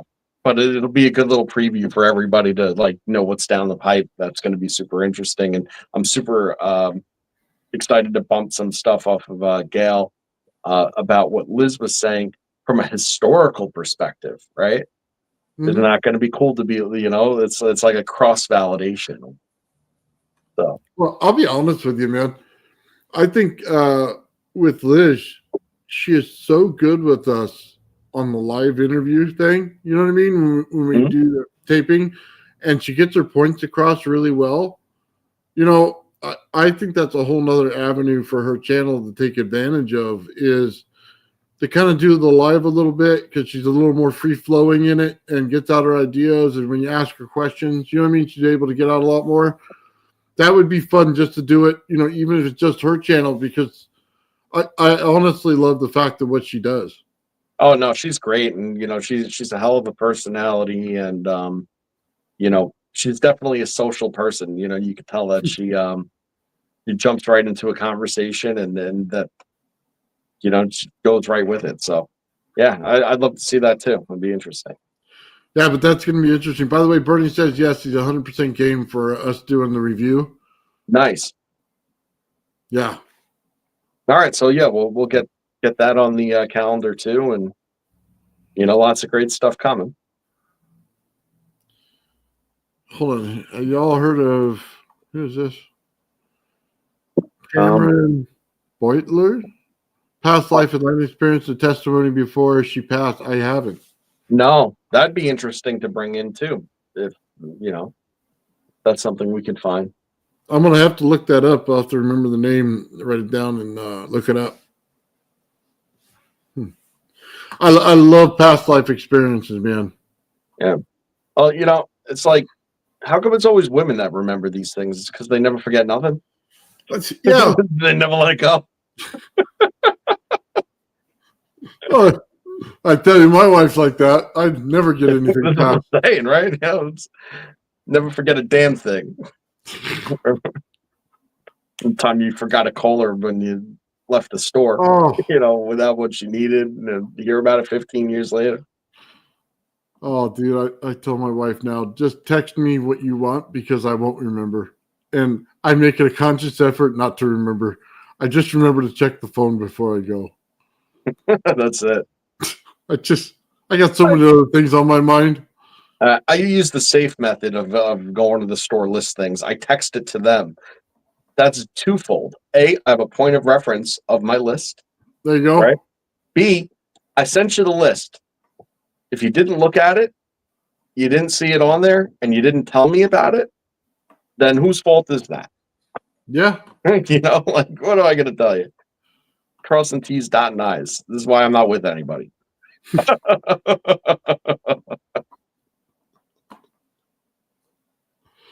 Oh, man. All right, Joe. I think we should call it a night, man. It's almost 4 hours tonight. Yeah, it was a good one. Yeah, we've been on quite a long time, man. It was How about that holographic universe, huh? Yeah. Take a good look around, people. It's what you're in. Open your eyes. I still can't get over that, man. I don't know that I fully agree, or probably just don't understand it. I mean, I read a 2/3 shitty book on the subject. Probably have it right here somewhere. So I throw stuff that bad. I don't know. Whatever. Ben Carlson wrote a book about Holographic Universe. I had a couple of his books. Yeah, I don't know, man. I buy it the way I tell it better than the way he tells it. You know, like, yeah. I don't know what happened to that book, though. Oh, yeah. All right, guys. All right. I'm going to end the stream, Joe. All right, Very everyone. cool. I want to thank you guys for hanging out with us. Thank you, chat, man. You guys are awesome. Joe, thank you for hanging out with me and doing this, man. Appreciate it. Peace and love, everybody. Don't forget to roll the credits. Always forget. Reminder. Forth in time, battling the establishment for just a little recognition. The old man Bill. The old man Bill. The old man Bill. The old man builds. The old man builds is broken in the head. People not seeing reality has put them in the red. Where conscious and spirituality been stricken from the norm and replaced with the ignorance of basic magnetic form. The geometry of God keeps running through his head. That's what makes old man builds broken in the head. The old man builds.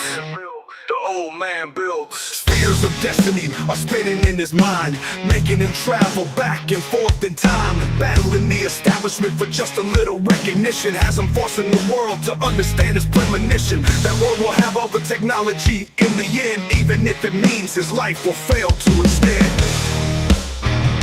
The old man builds. The old man builds. The old man builds. The old man builds. Fears of destiny are spinning in his mind, making him travel back and forth in time, battling the establishment for just a little recognition. Has him forcing the world to understand his premonition. That world will have all the technology in the end, even if it means his life will fail to extend. The old man builds. The old man builds. The old man builds. The old man builds.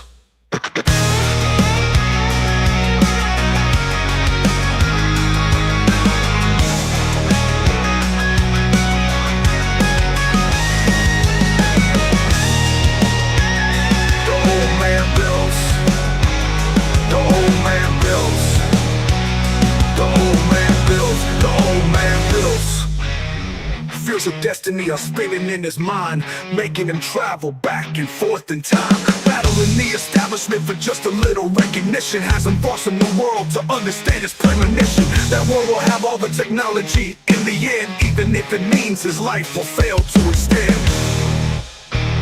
The old man builds.